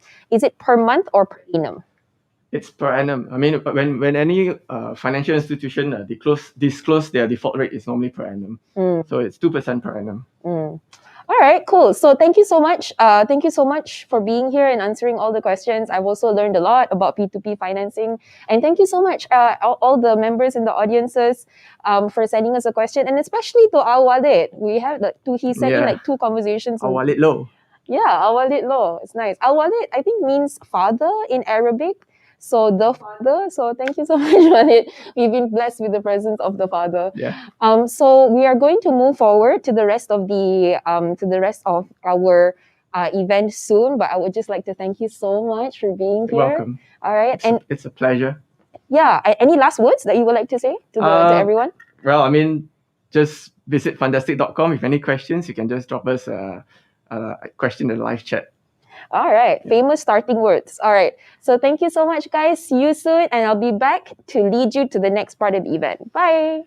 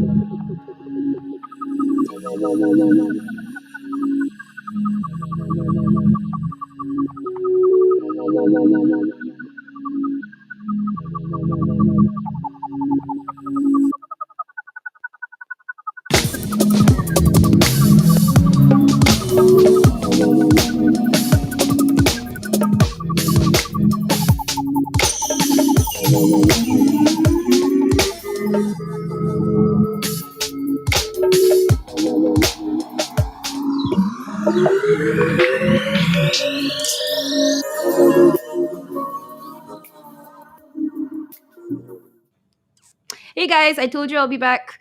I would just like to thank Kelvin again so much for the great presentation, as well as for the Q&A. I have to say that I know I'm happy that this entire event is safe and it's online and it's digital, but it was nice to sit and have a conversation with someone for a Q&A session, even though we were socially distanced because we're in the pandemic. So that's a personal note. And I hope you guys also really enjoyed the session before this. But we have more to come. So we will wrap up this morning with a power panel that will be discussing the role of Fintech, InsurTech, and RegTech in boosting resilience and operational excellence of financial services. And you are in for a treat because we have another powerful lineup of business leaders and subject matter experts from the financial services sector joining this panel. So our first guest of this panel has over 30 years of experience in banking and finance, focusing on areas of risk management and Islamic finance. Encik Ahmad Shukri is currently the Chief Risk Officer of Bank Rakyat. And Encik Ahmad Shukri also sits in the National Organisation of Farmers Risk Management Committee. Go Malaysian Agriculture. And also rejoining this panel is the one and only Mr. Kelvin Foo, the Chief Executive Officer of our Terabyte partner, Fundaztic. Our third guest of this panel has over 25 years of experience in the technology sector across a wide span of industries, including financial, manufacturing, telecommunications, and e-government. I hope we didn't forget anything. Tan Yong Yin is currently the head of IT and transformation for Manulife Insurance. Our fourth guest of this panel has over 20 years of experience as a banking professional. Samir Sharma is currently the head of wealth management for Standard Chartered Malaysia. In his 18 years with Standard Chartered, he has successfully built and transformed businesses across several domains like insurance, lending, payment, retail segments, distribution, and digital banking. And lastly, but not least, our panel moderator, Asuhan Aridure, who is the senior news editor of Star Media Group. Asuhan was previously the editor of the Star's popular In Tech Pullout until 2005 before being posted to Bangkok as an editor of the Asia News Network. In addition to that, in 2012, Asuhan also formed a Digital News Asia with other technology journalists as well. So this is going to be a really, really cool power-packed panel full of industry leaders. And remember, guys, if you do have any questions for the panel, please do not be shy. We would love to engage, learn, and enjoy this entire process with you. So please do send over all of your questions in the comment section or in the chat below. All right, so the panel is getting ready because Kelvin had to run from the previous Q&A session to get ready. It's not just about Kelvin, no worries. Everybody's getting to know each other, getting to talk to each other so that we can give you a good discussion. So stay tuned and we will be back shortly. Bye, guys.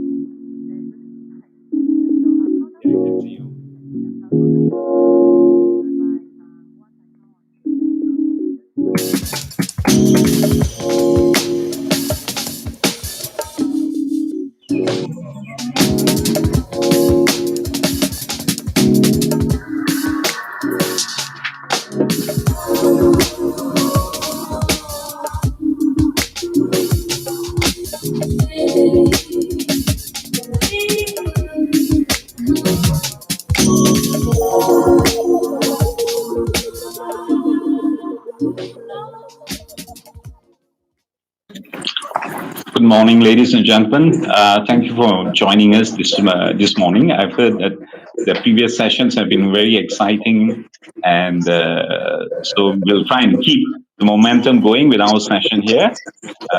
As you know, technology has changed a lot of human society. Our businesses, our industries have been disrupted.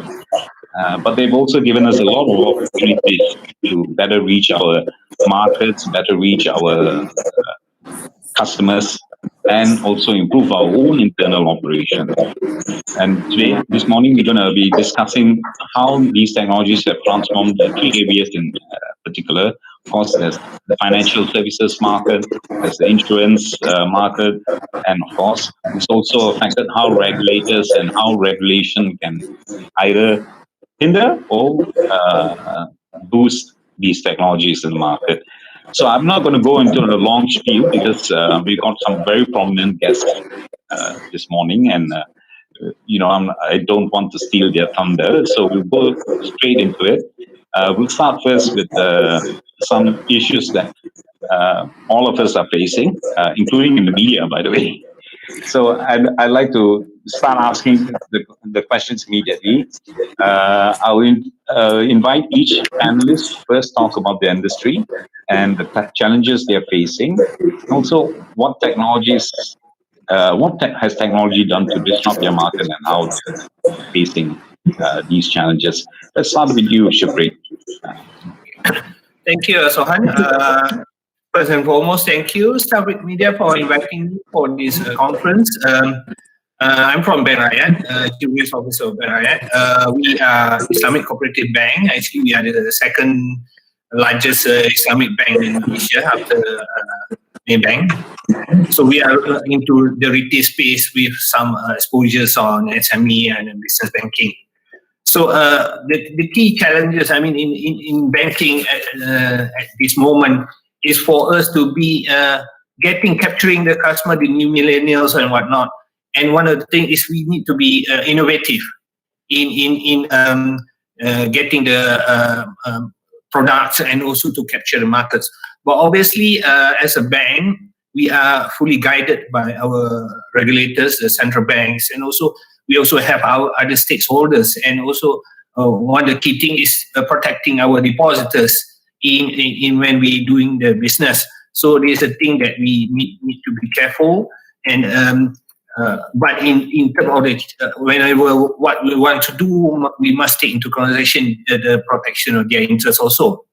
But again, one of the key challenges is I think getting things done at the turnaround time, because I think with the challenge of digitalization, in which the technologies has allowed a faster turnaround time in terms of processing of customers, in terms of identifying the customer needs. So there's something that a traditional bank like Bank Rakyat should embrace. And I think all the banks in Malaysia, notwithstanding whether they're going for digital or not, we need to embrace this for our survival. Because in the future, this is the thing that we are looking at, the usage of digitalization, the usage of technology, for example, AI, that will allow a quick decision making. And again, the usage of AI will also, in terms of risk management, I will talk from risk management perspective, it will help in ensuring a very transparent decision making process, coupled with the usage of, I think, blockchain and whatnot. So basically, that's from my perspective at the moment. I think hand over to Aswahan. Yeah, thanks. I'll have more questions for you about what you said. Yong, can you just give us a briefing about your industry? Sure. Thank you, Aswahan, and thank you to Star Media for this opportunity. Good morning, everyone, and I hope all are safe and healthy. So I'm from the life insurance industry, manual life insurance, and I'm from the tech and transformation side of the business. Right. So very similar to what Shukri just mentioned. Right. The insurance industry is undergoing a major digital innovations and disruptions. We are slightly behind the banking industry in terms of these digital transformations, but we are catching up. Aswahan, to your questions in terms of challenges and in the context of the life insurance industries and today's topic, I'll just quickly go through a few. One is the ability to deliver innovative products, right, to meet an increasingly demanding and digital customer base, right? So today in the life insurance industry, majority of the life insurance products in general are mostly monoblock products that covers you, for a set period of time, right? It's the same coverage whether you're young, you're single, you're married, with children or retired, right? We need to see, and we are already seeing in the industry, life protection products that are more personalizable, customizable, and micro-sized. Life products that adapt to you as you go through different stages and phases of your life, along with features like dynamic pricing. Right, so customer needs, at 20 years old, are going to be very different when they are 40s and when they reach retirement. Second is the ability, to bring these products to market very quickly, and including the ability to navigate, the risk and regulatory compliance landscape. Right. So in the insurance industry, just to cite an example, it's quite common, for us to take up to 3 months or more to bring a new product to market. Right. This includes time needed to navigate the regulatory approval, and which I think, RegTech, a topic that we're discussing today, will play a very important role. And lastly, the ability to digitally engage our customers, which is now, as we all know, especially important now in our current COVID pandemic. And when I say digital engagements, it goes beyond just surface tech implementations. It's more of a questions on how we engage our customer through digital means throughout the entire customer life cycle. In the customer acquisition stage, in the customer servicing, as well as customer retentions. So that's brief about the industry and the challenges. Back to you, Aswan. Okay, thanks. Sami, your turn. Go for it. Thanks, Aswan. Thanks to Star for having me here today. Good morning to everyone. So I represent banking as well, similar to Shukri. Stanchart is the first bank in Malaysia, actually. I'm not sure if many of you know that. Not first foreign bank, the first bank in Malaysia. Yeah. So that's an interesting fact for you. In terms of challenges, I'll break it into two parts. I'll talk about it from a customer lens and then internally how we look at it, right? So from a client lens standpoint, client behaviors are changing rapidly as it is.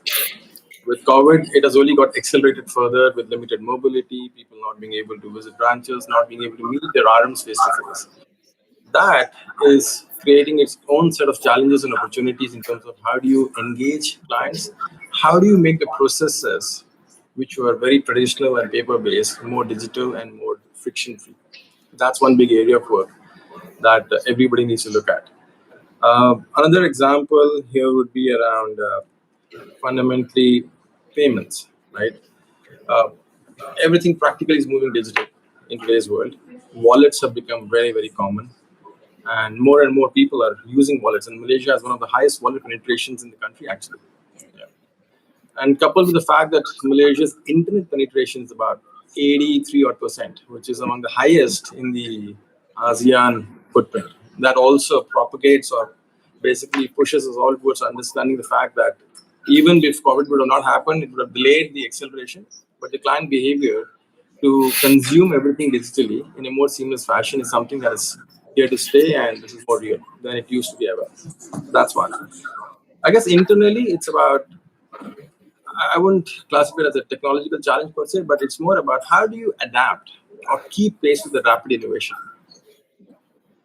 So technology has become a big buzzword, but there is so much that is happening on all sides. How do you really keep pace with that? How do you understand which technologies are relevant, which are more useful, which do you want to really deploy or not deploy for that matter?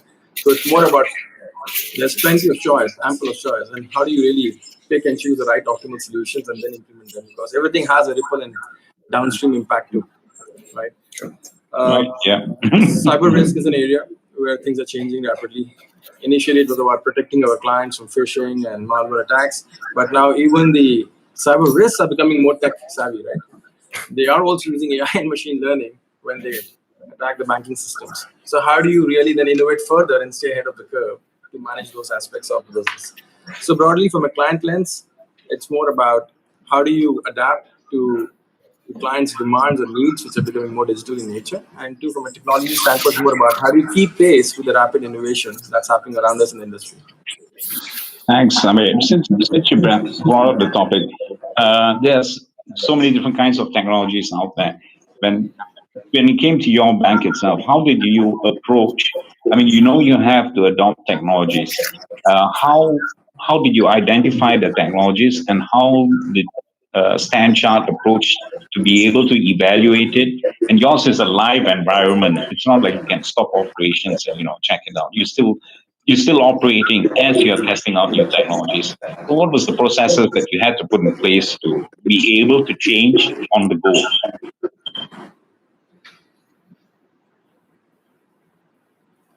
I lost you the last 5 seconds or so, but I got a question. Yeah, the gist was in the first few seconds anyway. Yeah, so again, it's a fairly complex, I would say, subject in terms of how do you look at adoption of technology.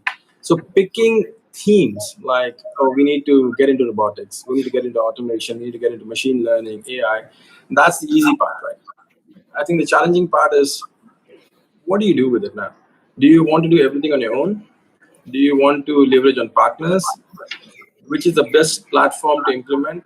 And to your exact point, when you're in a live environment, how do you ensure that you do it in a way where adoption also happens or implementation happens? So we have a multi-pronged approach here, Asan. So fundamentally, we do a few things. As a bank, as a traditional bank, we practically today have digitized all our base operations. So today, as a client of Stanchart, you can engage us on the retail bank side and execute any and every transaction you can think of digitally. So keeping the client front and center, we were like, so what do we need to do to ensure the journey is seamless and friction-free? So that whole journey has been digitized. So that's one aspect. Now, is it really best in class? Is it something where we can say that we are like a Google or Amazon of banking? The answer is no. We have digitized, we have made the process friction-free. We can allow clients to exchange or rather demand services or solutions from us and execute all of them without meeting us and keeping them safe at home. So basic stuff, right? Then it comes to innovation. So we have our own independent unit called SC Ventures. They help us look at various technologies agnostic of our current challenges by partnering with different kind of fintechs, InsurTechs, and coming up with new ideas and testing them out in different markets. So they focus on going deeper into the innovation space, right? And leveraging on partnerships where possible. The third area where we've taken a very, very bold step actually, and the biggest one, is about going digital native first or going with digital banks. So you would be surprised. Could you repeat that? Digital native first, digital one? I didn't hear the last one. We have gone digital native with digital banks. We have launched our own digital banks. So you would be surprised to hear this, but we have about almost 7 to 8 full-fledged digital-only banks running in the Stanchart global footprint right now. We launched a series of digital banks in Africa, which are emerging markets. We launched one of our biggest and boldest digital bank moves in Hong Kong. So now in Hong Kong, we have 2 banks. We have Standard Chartered and we have Mox. They are 2 independent banks with 2 independent licenses. One is our traditional entity. The second is a full-blown digital bank. And that's like an Amazon, where we can do transactions actually in seconds. You can open an account in less than 10 seconds. You can apply for a card in less than 10 seconds. So that is a big test or a pilot we're doing in Hong Kong. We are replicating that in Indonesia and Singapore as well soon. And bringing all this together, then we are looking at how do we now make this an integral part of the bank across the board. Okay. You brought up Africa, and I'm going to segue into a different topic. I know one of the challenges in Africa for many, many years was the great portion of the population that is unbanked, right? And we do have similar communities in Malaysia as well. Has these kind of new services actually managed to help Stanchart reach out to the unbanked communities in Malaysia? And if so, how active are you in that area?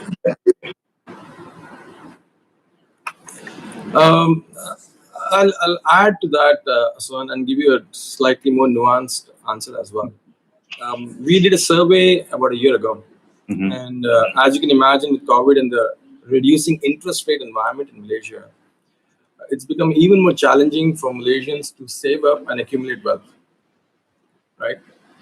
Now, couple that with the fact the survey result says that a significant portion, more than 50% Malaysians today, who save up for their retirement or save up for building their wealth, do that through traditional savings accounts.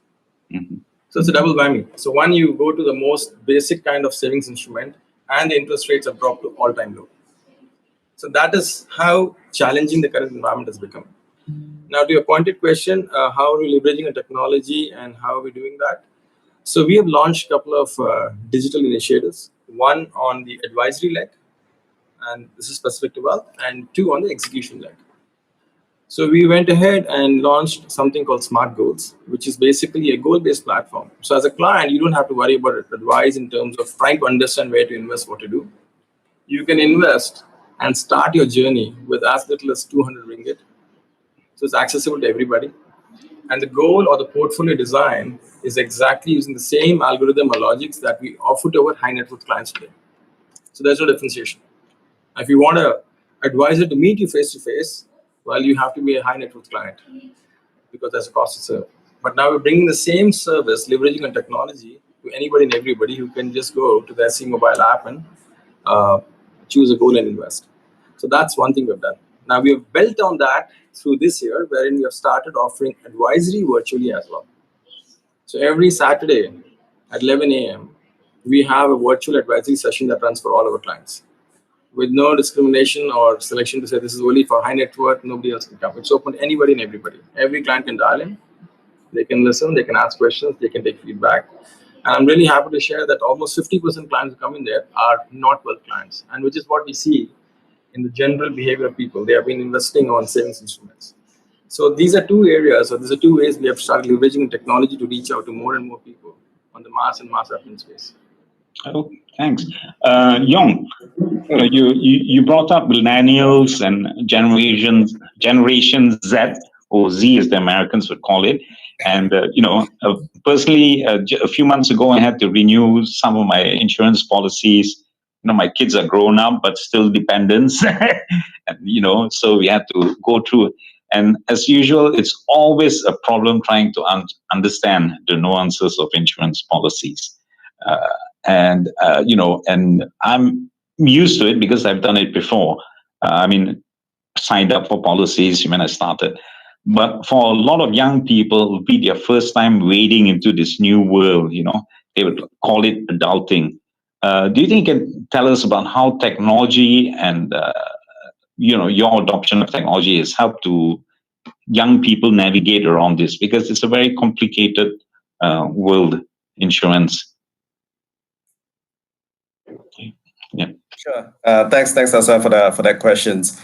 So as you mentioned, how do the millennials, the Gen Z, Generation Z, navigate this complex world of insurance? For the longest time, there's a saying in the industry that insurance is sold and not bought, right? Because of the complexity of the insurance. And as I mentioned earlier, insurance products have been, for the longest time. In general, still today, it's a monoblock type of products that covers you throughout your whole life, right? For that matters, and a lot of features are built into those type of complex insurance product. I think for the coming generations, the more digitally enabled generations, we need to start to innovate towards smaller insurance products and micro-sized products that's going to be able to grow with the generations as they go through different phases of the life, right? So a young kid straight out of college, their first job, will have very different needs compared to someone that has a family, have their own children. The needs for protections will change, right? So today, we sell a complex products to a young children or young kids, right? With all this complexity built in, it's going to be very difficult, for them to understand, what's coming 10, 20, 30 years down the road. But if we are able to personalize, customize the products to to their needs, right? And have that products grow with them, throughout, their life phases, right? And in this, I think AI, big data and data analytics will have a big role to play in providing, that insight into, the customer journey, right? And be able to, tell them that, you reach a different phase in their life, which you consider to add on, to your products, right? So we need to see, as I mentioned earlier, we're already seeing some of these products coming into the market, but we need to see more of this type of personalizable, customizable microsite products that can grow, as the customer grow into different phases of their life. All right, thanks. Shukri, back to you. We've not been ignoring you, don't worry.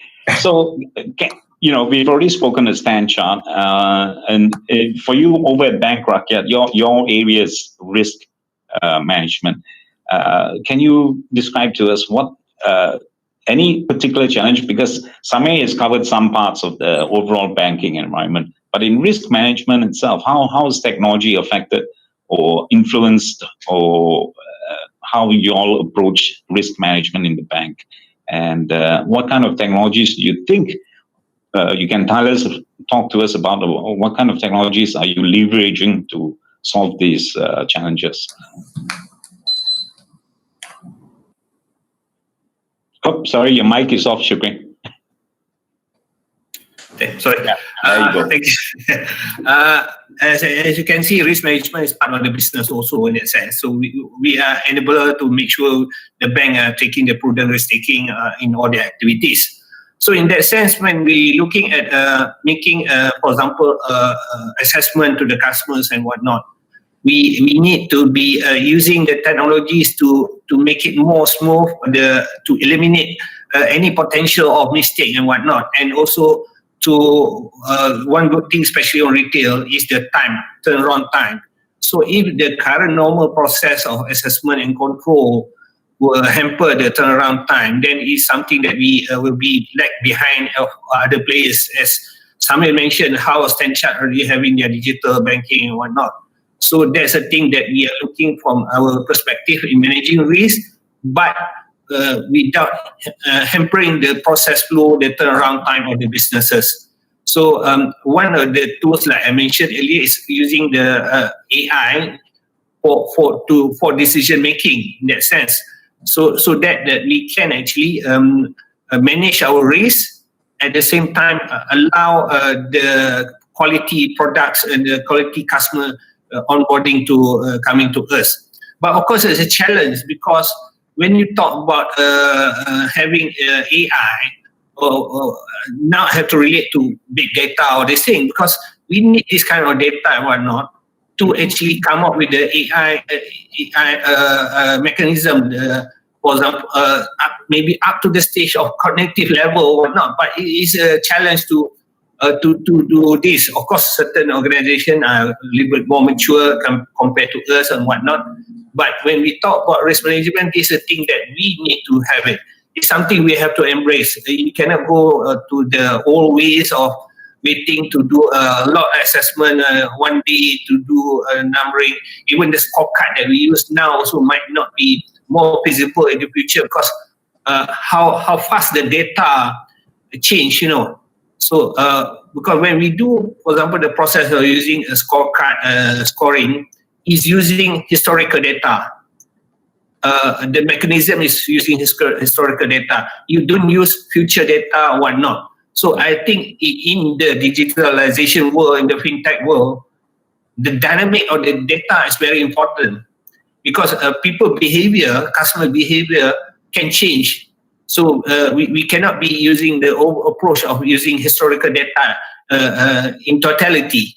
You have, that's why usage of AI will combine historical data and the future data to become as our predictive model in the AI, and maybe subsequently to tailor-made to the customer need, but without sacrificing the asset quality, the repayment, if you're talking about loans and financing.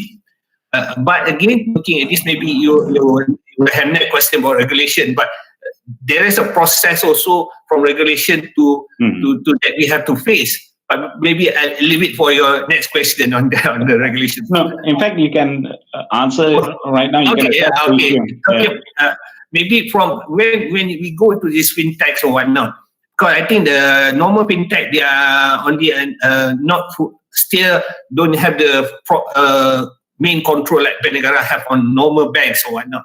So one of the things that we get at when you go for fintechs or digitalization, especially when you do AI up to the level of cognitive, this is very advanced in that sense.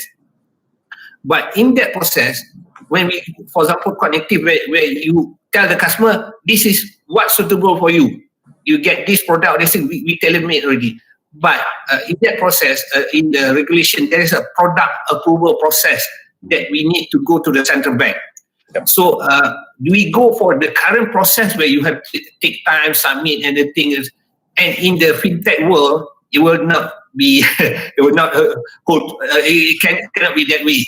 You must have it's like very dynamic. Immediately you come up with certain product or not. You cannot wait for the process of getting approval for regulation, all these things, and you will be left behind. If you one day late for under fintech, what I envisage will be late already. So when we do this, there's something that the central bank or the regulator have to consider how to still impose a control, but allow all this technology or all these dynamics to be in place. It's a challenge balancing between this, but again, at the end of the day, how you want to manage it. The validation, maybe it comes from validation or the AI itself. That means you have to validate the AI that you come up as the control rather than per product per se. So this is what I can see. Area, for example, product approval will be a challenge if you want to follow the current process in this fintech world. Okay, thank you. Kelvin, I'm going to do a pop quiz question on you. Okay. Because since Shukri has brought up future data, which is very nice term. I mean, Shukri, are we talking about predictive technologies here? Defining patterns? Yes. Kelvin, can you, I know this is out of the blue, out of left field here. Can you tell us how important such technologies are going to be in the overall, not just banking, but also in insurance, in the everything fact world, where financial services and all these companies are looking for? Because your company operates around these edges, these edge technologies as well. How important is it going to be for you? And how important is reaching out to the younger generation, moving into adult life and having all these concerns that give us all headaches, but they are new to it? How important are such digital technologies going to be to approach these markets? Okay, firstly, I think to answer your question about younger generations, I think the younger generations are the one that's going to pick up these things the quickest because they are already exposed to digital technology. So I think the issue is more on the senior ones, right? But in terms of the hair, the color line, right? I'm not going to say anything. I'm not saying anything. But anyway, the one with the, in terms of predictiveness, in terms of technology or AI that predicts future outcomes, I'm going to probably just narrow it to our financing or digital financing or fintech, right? Definitely, it's really important because currently, like what Shukri mentioned, there's no technology at this moment in time that's used by traditional FIs that's predictive, right? Everything's still very historical credit data. So, for example, if I have zero credit history, I do not have a credit card. I don't even have a credit card. My business do not have any facility with the banks. If I go to any of the banks, they say, sorry, I can't loan you any money, right? So where does this come in? Or where do alternative data comes in, right? Apart from just credit data. So like for example, P2P or Fundaztic, we actually do use alternative data for some of our products as well, in terms to basically provide financing for businesses or micro businesses that have zero credit history. Just to answer Samir or to add on what Samir mentioned about, in terms of technology, do you do everything on your own or do you work with, partners, right? So being a startup, being a fintech, a small company, it's always best to look for innovative partners to work with, right? So, for example, the one I was talking to you about using alternative data is basically working with a very reputable e-commerce platform in Malaysia, right? So what we do is with Open API now, we can actually link directly to them, and if there are any online e-commerce sellers who needs some sort of working capital financing or loan, however they got zero credit history, what we can do is then use transactional data or basically their historical data plus the turnovers with the platform using third-party verified data, and then with that information provide some sort of financing for them, right? And also with this data, we can actually use like, for example, AI or any technology to predict their turnover or their sales in the next 1 year, 2 years, 3 years to determine the cash flow for these businesses. Okay, thank you. So you did mention, and Shukri brought up the issue as well. Yong, let me go to you first here. How do you approach, because everyone talking, like Calvin said, digital natives are not the issue. I mean, they're already used to this, using tools like this. Unfortunately for the rest of us, especially big organizations and institutions, how do you approach the talent issue? What do you have to put in place, or what have you guys put in place to be able to nurture the internal talent then that can adopt these technologies, can make full use of them? And for you, do you do a combination of internal grooming and working with partners outside? And can you tell us the factors that weigh into those kind of decisions? Right.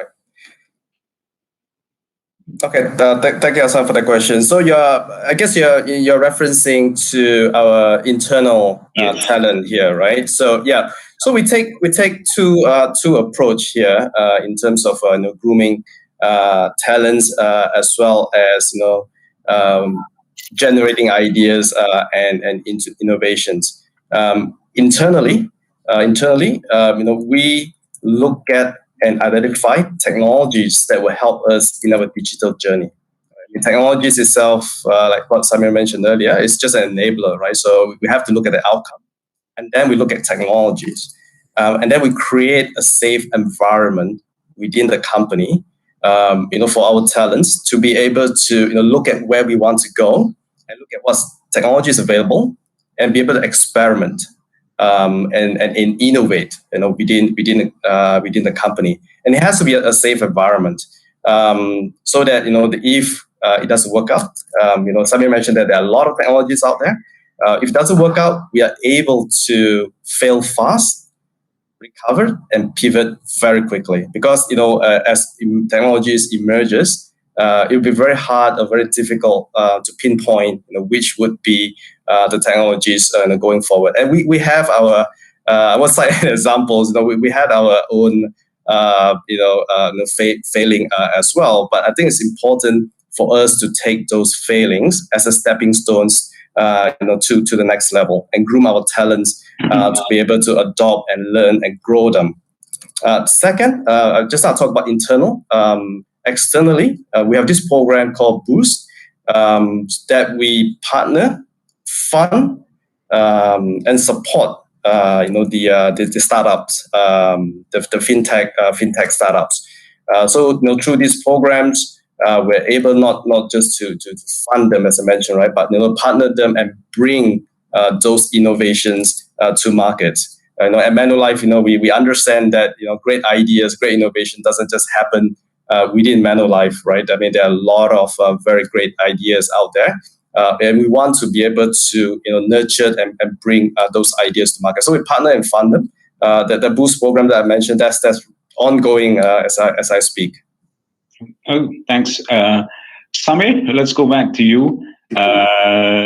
I think most banks as well have something like this, an internal team that fools around with technology while making sure that your core systems are shielded from such playful endeavors. But let me ask you something as well. A few years ago, I remember speaking to a banker as well, and he said one of the issues that he was facing was that there are all these digital natives coming out, and we have right now a very vibrant startup ecosystem in Malaysia. And the first thing they want to do is join one of these sexy Calvin type companies, right? You know, something making. Have you faced the issue of trying to attract new talents, especially young talents? And how has Stanchart approached this? How do you convince people to join you when there's so many things exciting going out there, and they think, most of us look at the banking and insurance, I'm sorry to say, sectors as very stodgy, old-fashioned, not exciting at all. How do you get these exciting young talents into your organization? That's a great question, Hassan. Before getting to that, so I want to dispel another small myth. Go ahead, please. Tell me where I'm wrong. No. So there was a point around adoption of technologies around clients, and is it fundamentally the Gen Z versus the older generation, depending on how you define old, do they adapt or not? My take on this is slightly different. I think clients are very much open to adopting new technologies as long as it is easy and friction-free. And that's a key, right? How do you look at the technology? If you look at it inwardly, obviously you think you did a great job, but the clients is struggling to go through from one step to another, the adoption is going to be low. So a simple example here would be with acceleration of the technology adoptions, or the need to do that owing to COVID. Today, 80% of our investment transactions across high net worth clients, who generally are a little older in age, is happening non-face-to-face.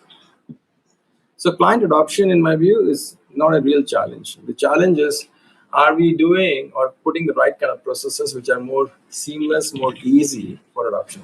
Are we making it intuitively easy to get the journey going for that, right? And that is fundamentally linked to the question that you raised. How do you internally work on that? What do you do about it? And here, what we have done, and that also answers your question about attracting talent to some extent, is to make things exciting and fun in many ways, right? So new ways of working. If we don't collaborate, we try to do everything on our own, we try to reinvent the wheel. That's more challenging and more troublesome. So collaborating is key. Getting into an agile way of working is key. That you're fast, you're rapid, you're quick in getting things done. So training people on that. Exposing employees to different mediums of learning. Let be classroom-led, let be going through Udemy's of the world, Persepolis of the world, and we've enabled all those platforms for all of our employees to learn and gain more knowledge. This becomes very important. Now, couple this with the kind of partnerships we're doing and launching banks like Mox in Hong Kong. Couple this with SC Ventures, which is our only tech entity which goes out and innovates without thinking of the traditional bank. And that then suddenly becomes so exciting that if you look at us, you're not looking at joining a traditional bank, you're looking at joining a very vibrant organization who helps you not only understand banking in the true sense, because we have the depth and experience being practically the first bank in the country, but we also give you access to the latest innovations happening in the digital world in a safe way, into a learning exposure, experimenting and trying and failing.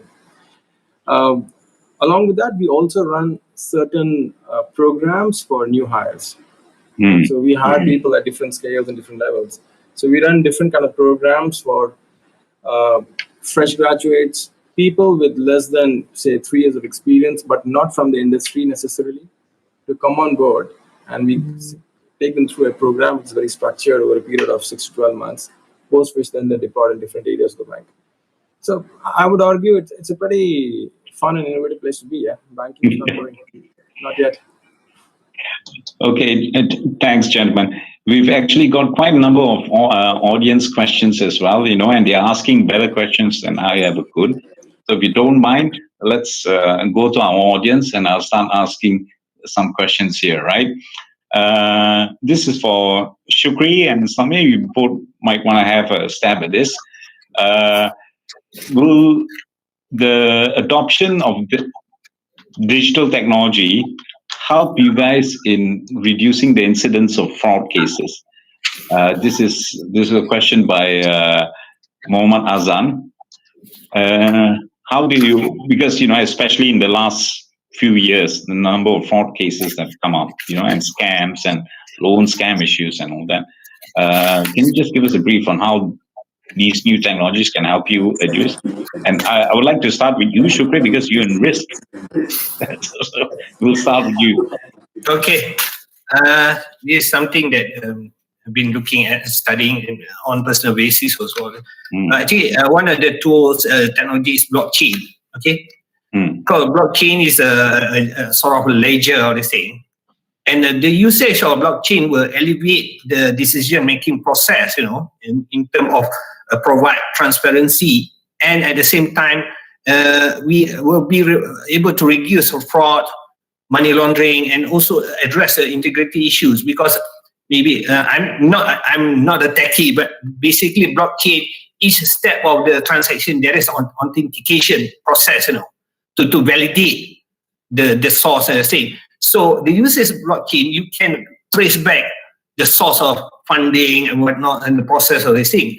So it's very important that the contribution of blockchain, that's something that we should invest to help us in this more challenging world. So I can say it's blockchain, but I would not talk a little bit more detail because I'm not an expert, but this is something that for us, the technology that really help in terms of managing primarily like fraud or whatnot, because fraud can be coming from nowadays. You can have a variety of fraud type. So this thing, internal collusion and whatnot. So this process eliminate, and we will cut short the verification process, because you cannot interfere on this. The information is there and it's been authenticated. So that's my comment on that. Thanks, Samir. Yeah, I agree with Shukri. And the answer is yes. Yeah, technology definitely will help, and I guess that's not an option anymore. In terms of phishing attacks, in terms of ransomware attacks, it's on the rise, and the so-called cyber criminals are also becoming smarter and leveraging technology to do that more than before.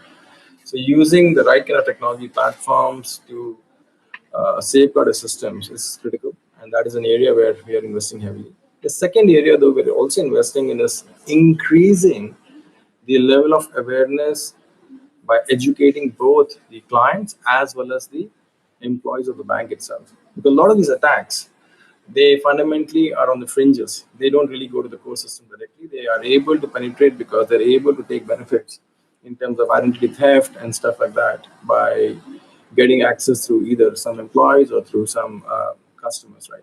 So there's a huge amount of investment that we're making consistently and continuously, because it's an evolving area, on educating our own employees and how do you read and manage such phishing or ransomware attacks and be aware and alert in managing them, besides implementing technologies in itself to protect the banks.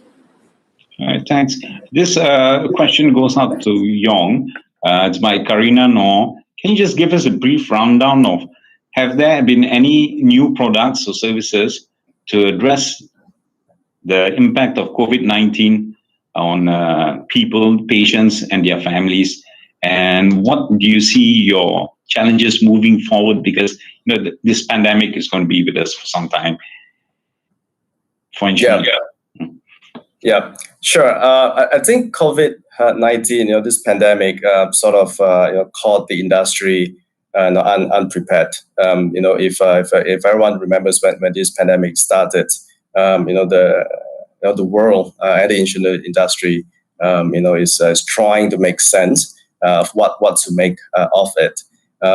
In general, in the past, pandemic-like type of is not covered, generally in medical insurance. But I think the industry, together, with the regulators, have come together very, very quickly to put, money and support together to be able to fund, coverage for COVID-related treatments. So I think we will see more of innovations towards this space. This COVID-19, as the audience asked, will be with us for a while. I'm sure we'll see products coming to address coverage for this type of illness or virus type of illness.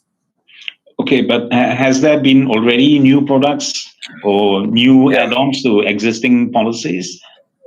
Yes, they have been in the industry, but generally, I think in Malaysia, they are often limited by a sum, right? There's a cap limit for the company because I think industry is struggling, like I mentioned, to make sense of how wide or how long this pandemic is going to go. Yeah. Okay. Thanks. And Kelvin, back to you because you brought up, and we've got a couple of questions around alternative data, right, from different members on the side. So one of the questions from Jeffrey Liu, where does alternative data come from and how do you verify those data? Al-Walid Low is asking, how effective is alternative data? Right, and and do you mean alternative screening for file cases? But mainly, how do you define where does alternative data come from? How do you verify it, and how effective has it been? All right, good question. So, on alternative data, it's basically, basically data that banks are banks currently not using. Banks are still heavily using like credit data. So alternative data will be data from different partners. Like for example, just to be more localized, you have your Grab, you have your Shopee, you have your Lazada, which all have plenty of data in terms of the SME market, right? But how are then financial institutions or insurance company working together, collaborating with these businesses to then get this data and then use this data to then basically to get a better predictiveness in terms of let's say for loans, right? I think the reason, the important thing about alternative data is really to help the current underserved markets, right? Markets that businesses or individuals that currently have very, very slim credit history of slim credit data. And this is where alternative, it's alternative, right? The word alternative. So it's an alternative tool that can come to complement or assist the current banking ecosystem already. So yes, that's how I see alternative data coming into play. Credit history, credit record is still very important. I think it's still very key in terms of for the banks to use in terms of evaluating. In terms of, sorry, your next question was verify. Yeah, how do you verify? Alternative verification. Yes. So I think everyone knows the country is moving towards digital, right? So which similar to the banking industry. So that's where, for example, eKYC, like RegTech, like eKYC or digital signature comes into play. I can speak on my experience because Fundaztic have both eKYC and digital signature services. And with this alternative verification, it basically speeds up the process in terms of the onboarding and the disbursements of loans, for example. Of course, being in a regulated environment, we are also regulated under Securities Commission. We still need to, we need to be as seamless as possible for our customers at the same time, keeping that, regulatory framework in place in terms of fraud and credit risk, right? So this is where balancing using eKYC and digital signature from the traditional methods come into play. But for example, but just to share a little bit more, Fundaztic have always been using digital signature for all our loan or funding contracts, and these digital contracts have already been used in the court of law. We've already determined, we've already gotten judgment order for loans that went bad, NPLs and things like that. So just to share, maybe the banks and insurance that there is a precedent set already in the country for digital contracts. Okay, thanks. Now, this is a very generic question. I'd like to hear all the panelists in it. How do you, we're talking about the younger generations and, how they have no issues with adopting digital. But one issue that we all need to improve upon is financial literacy. Can you just tell us how do you approach financial literacy and what do you think can be done to improve financial literacy in this country? Not just for the younger generation, but especially for them, but for everyone else. We'll start with you, Shukri. Can you just share some insight if you have any? I know it's okay. Tough question. Okay, basically, financial literacy will boils down also to the organization, or for example, in a bank or whatnot. As far as Bernegara is concerned, they already have in place for a couple of years already responsible financing guideline. So this is a start from the bank side to ensure when we onboarding customer, we make sure they are actually capable of paying their debts or not. So that approach is very dynamic, ongoing process. Then when come for financial literacy, we have to use that tool to actually make sure customers are aware when, for example, they are not being approved or whatnot, is because we also want to help them not to be in debt. So that's the key thing that we have to understand also from that perspective. So of course, this is very ongoing process because people will always will sometimes forget that they are the need to be more prudent and whatnot. So it's both efforts from the customer perspective and the organization perspective to keep this process ongoing. But a start, like I say, is the bank that we need to practice that rather than just giving whatever financing or whatnot. But we have to be very prudent, careful to ensure the customer that only eligible. Because sometimes customers, they always feel they're eligible at all time. So that's, I think, from my perspective. Thanks.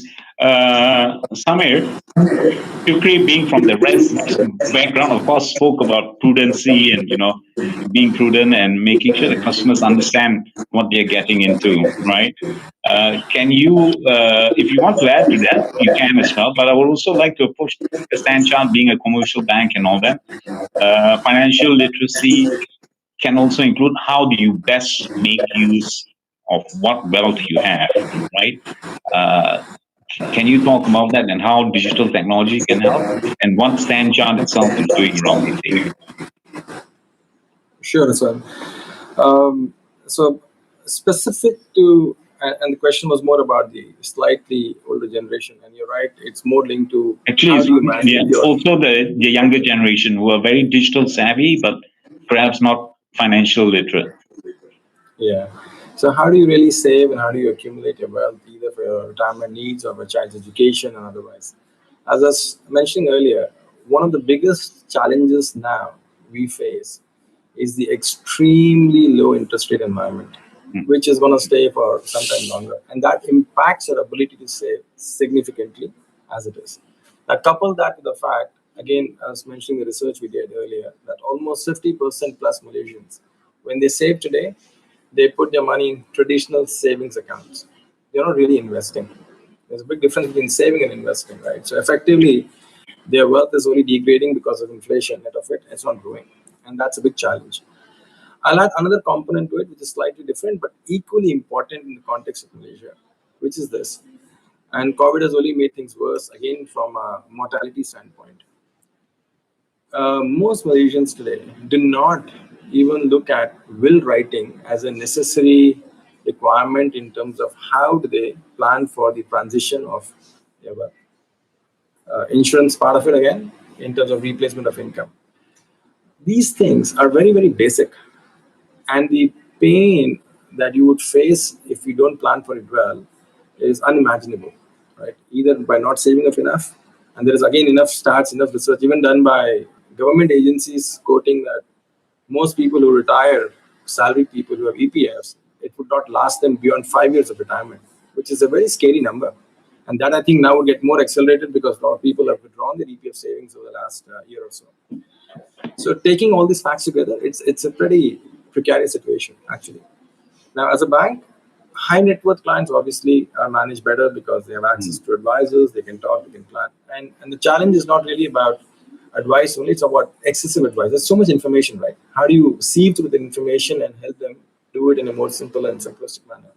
And that is where we have invested heavily on digital advisory.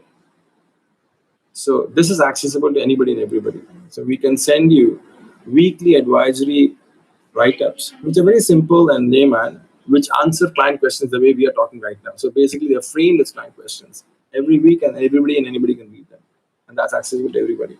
We run virtual sessions for clients who want to ask us more questions on a weekly basis. Besides that, we have our goal-based platform, which fundamentally helps you invest based on your goals. If you say, I want to retire, and you believe you're going to retire in 20 years, that's all you need to know to begin with, and how much money you can put aside.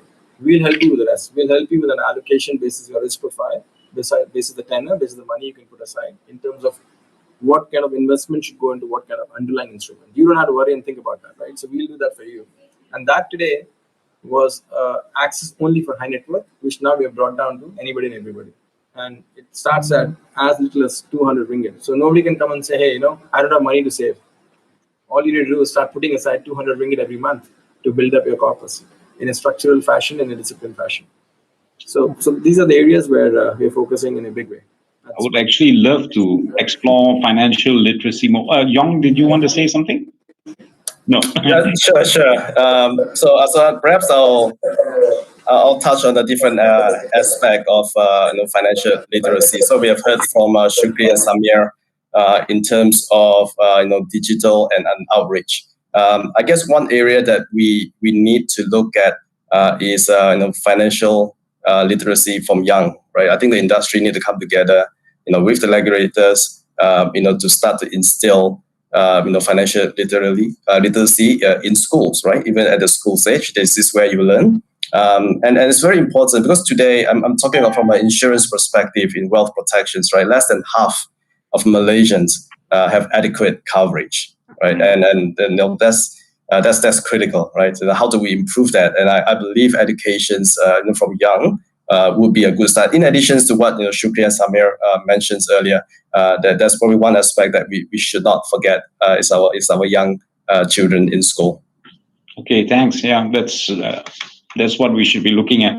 Okay, gentlemen, we almost run out of time, so I'd just like to quickly dial with my finishing question.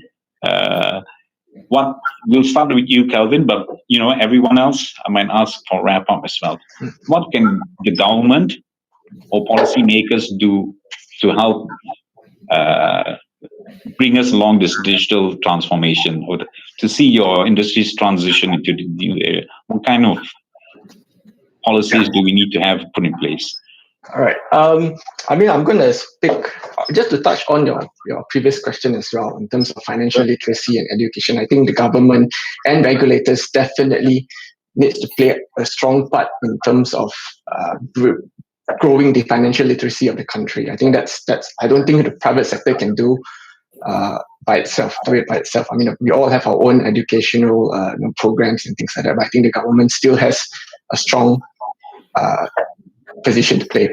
The reason why I say that is because, in terms of what Samir mentioned about, accumulating wealth with the low interest rate environment, actually there are a lot of products now that is in a regulated environment that offers very high returns under the purview of Securities Commission. You have your digital assets like cryptocurrency and Bitcoin and Ethereum are all, so, and also P2P as well. We are also a regulated platform under Securities Commission, and we offer an average return of about 10% per annum, right?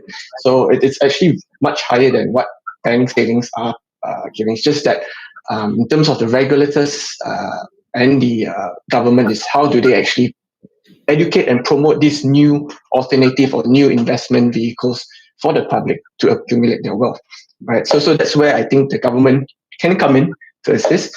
They are already playing a part in terms of digitalizing. I think with the COVID pandemic, I think the acceleration of digitalizing the nation is definitely a priority out there in the government. So I just want to share with you something that the government have actually done since 2019, where they announced the My Co-Investment Fund, MySIF, where they actually co-invest in P2P and ECF. So, we are a crowdfunding platform where, so basically they invest in a ratio of 1:4. During the COVID, it was increased to 1:2 in terms of government funds to private funds, co-funding to help SMEs in terms of their financial access. And that's very helpful. I think they've already done over 100 million ringgit in terms of disbursements to government funds. But in terms, for just sticking on my industry, I guess that Samir and Shukri and Yong can talk about the insurance and banking.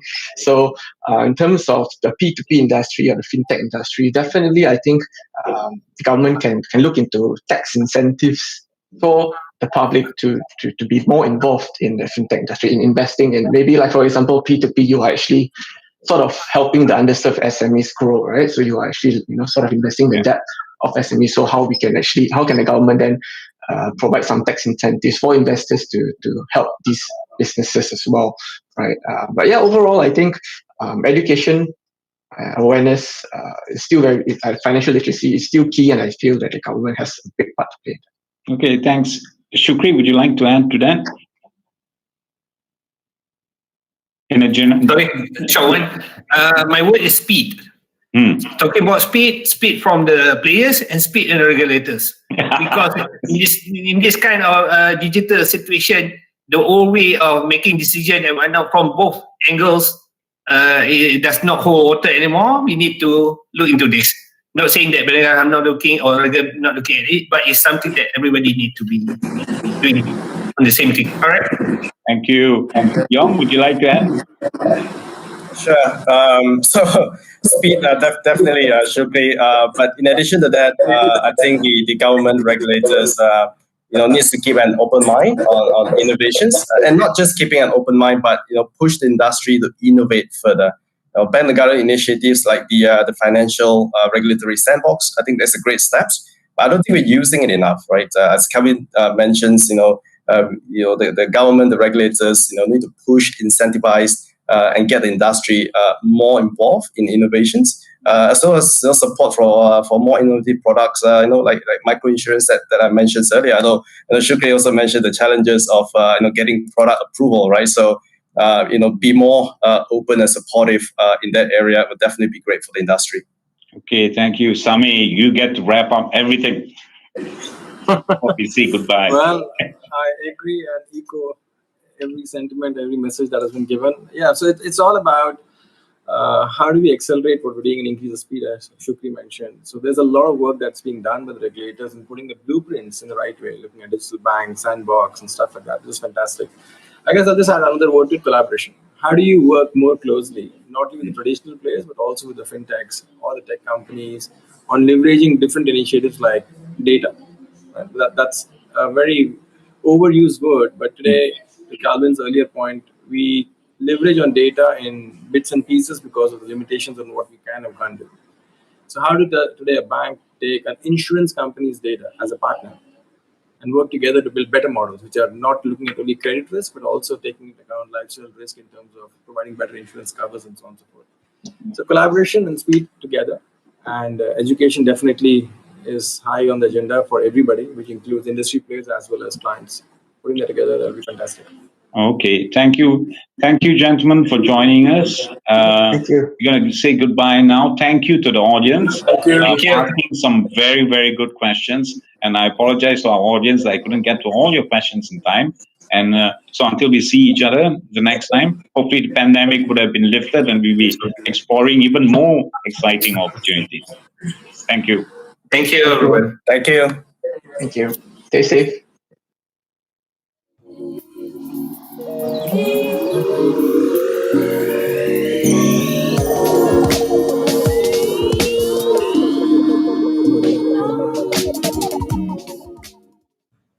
Hi guys!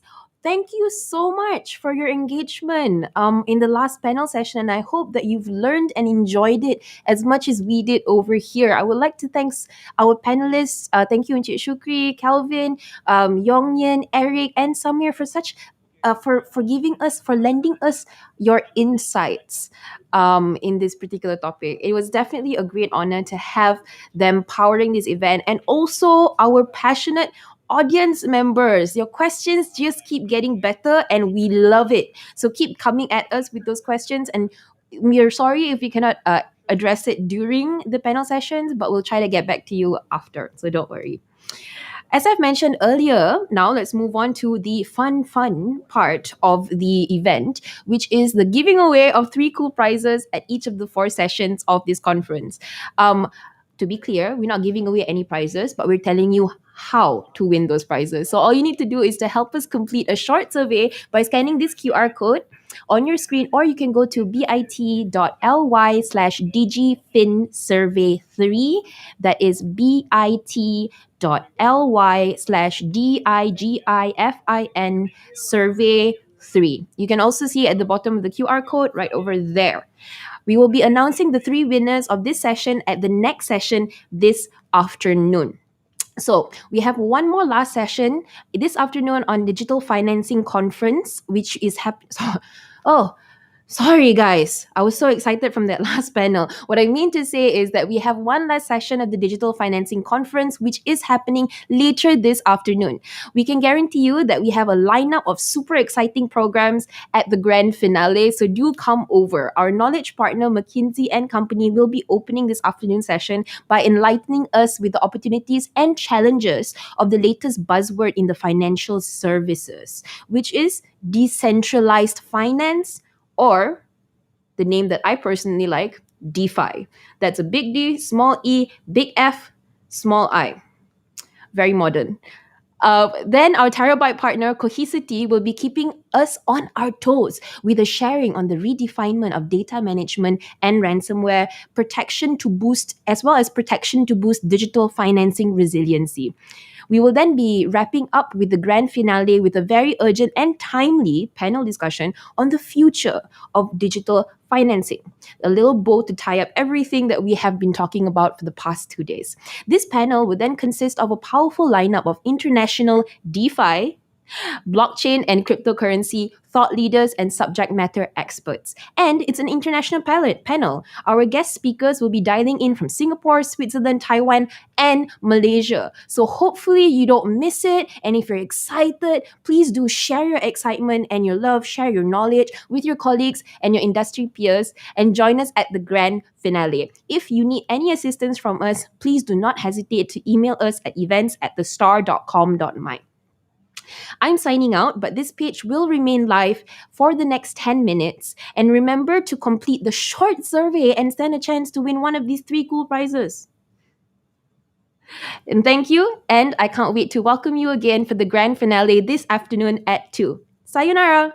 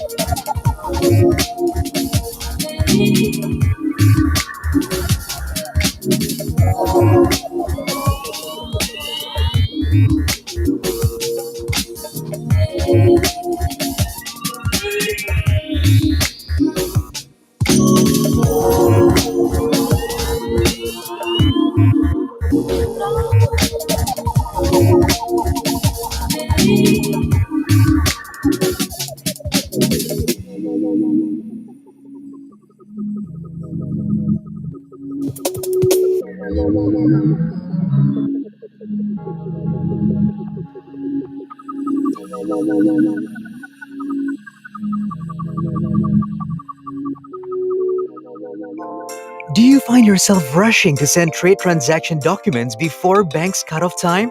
Are you having trouble tracking your transaction status? Do you dread going through endless phone calls just to find out your available balance? Well, you don't have to anymore. Introducing the Alliance BizSmart mobile app, the first in Malaysia that lets you submit trade transactions anytime, anywhere. No more hard copy documents. Submit everything online. Track your available balance and transaction status online. Fast disbursement of funds within 24 hours upon approval. Just follow these steps. 1. Log in to the BizSmart mobile app. 2. Key in the transaction details. 3. Upload the documents and submit for payment authorizer approval. And 4. You'll receive a notification upon approval.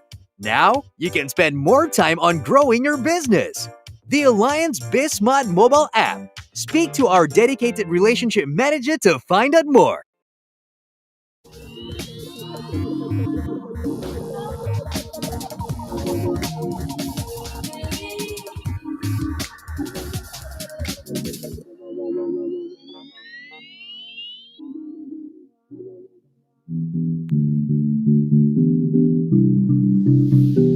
Enterprise data.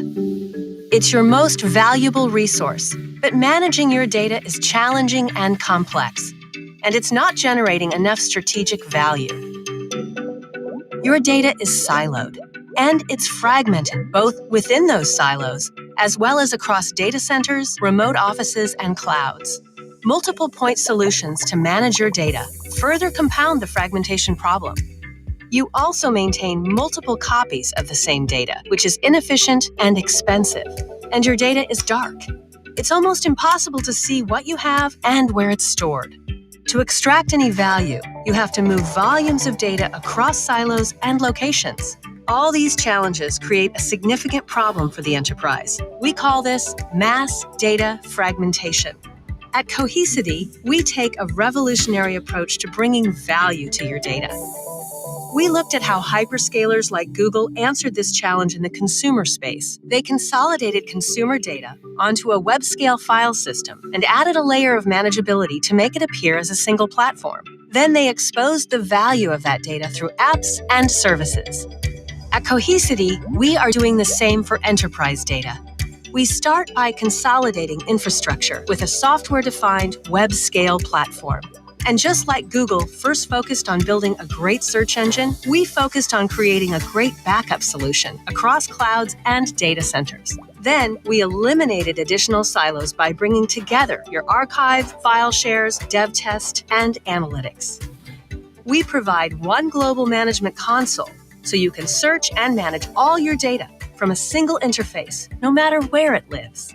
Next, you can run apps and services to run your business-critical needs, such as ransomware protection, compliance checks, analytics, e-discovery, and much more. All in a single software solution that spans your data centers and multi-cloud environments. Cohesity, data management redefined.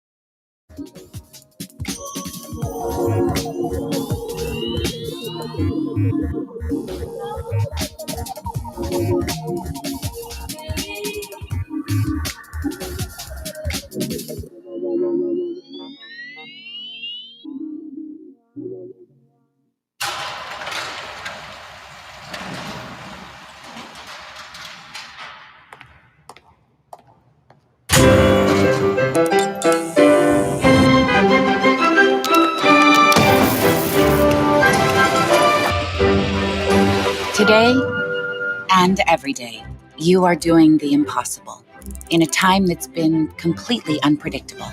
You're doing it with so little time and under so much pressure. You are juggling and jabbing, mobilizing and modernizing, remote learning and emphasis on the learning. Sorry, guys. I don't know how to turn this thing off. You are traveling and transforming, researching and resilienting. Okay, that's not a word, but you know what I mean. You are watching and welcoming, opening and, oh, wait, now you're closing, and now you're opening again. For businesses around the world, it's a real challenge because increasing disruption comes with increasing complexity and an increasing need to have today's problems solved yesterday. That's why businesses are rethinking everything. Using hybrid cloud and AI with IBM, they're working not just productively, but predictively. Automating processes to simplify the complex, keeping private data protected, and adapting to ever-changing consumer habits. In a year that was like no other, businesses are taking a scientific approach with IBM to invent, discover, and solve problems like no one else. There's a lot to do, but together, we've got this. Together, we push, prove, demo, dare, work, wow, solve, smart, think.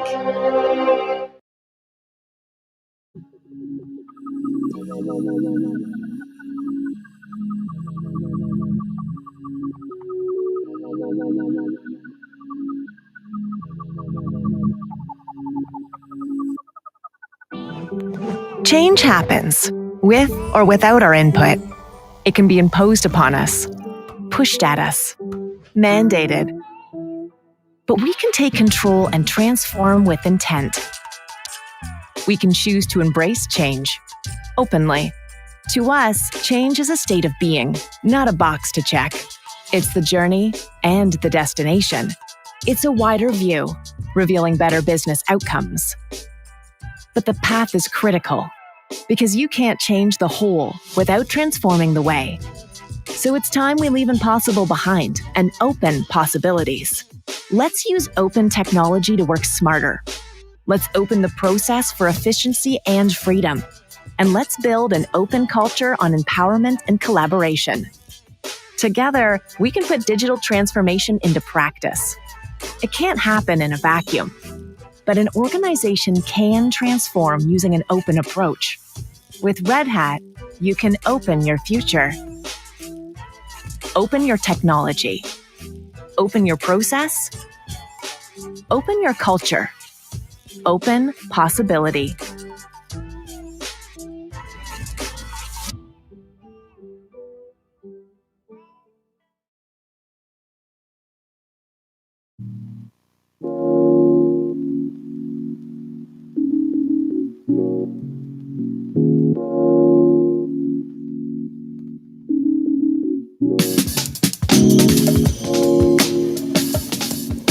Visa pioneered the electronic payments business more than 60 years ago, envisioning a world in which paying for something could be translated into electrons and photons that move across the globe at the speed of light. The consumer may access an infinite range of goods and services whenever he chooses, wherever he may be. Today, there are 3.4 billion Visa credentials around the world, from the largest cities to remote communities across the globe.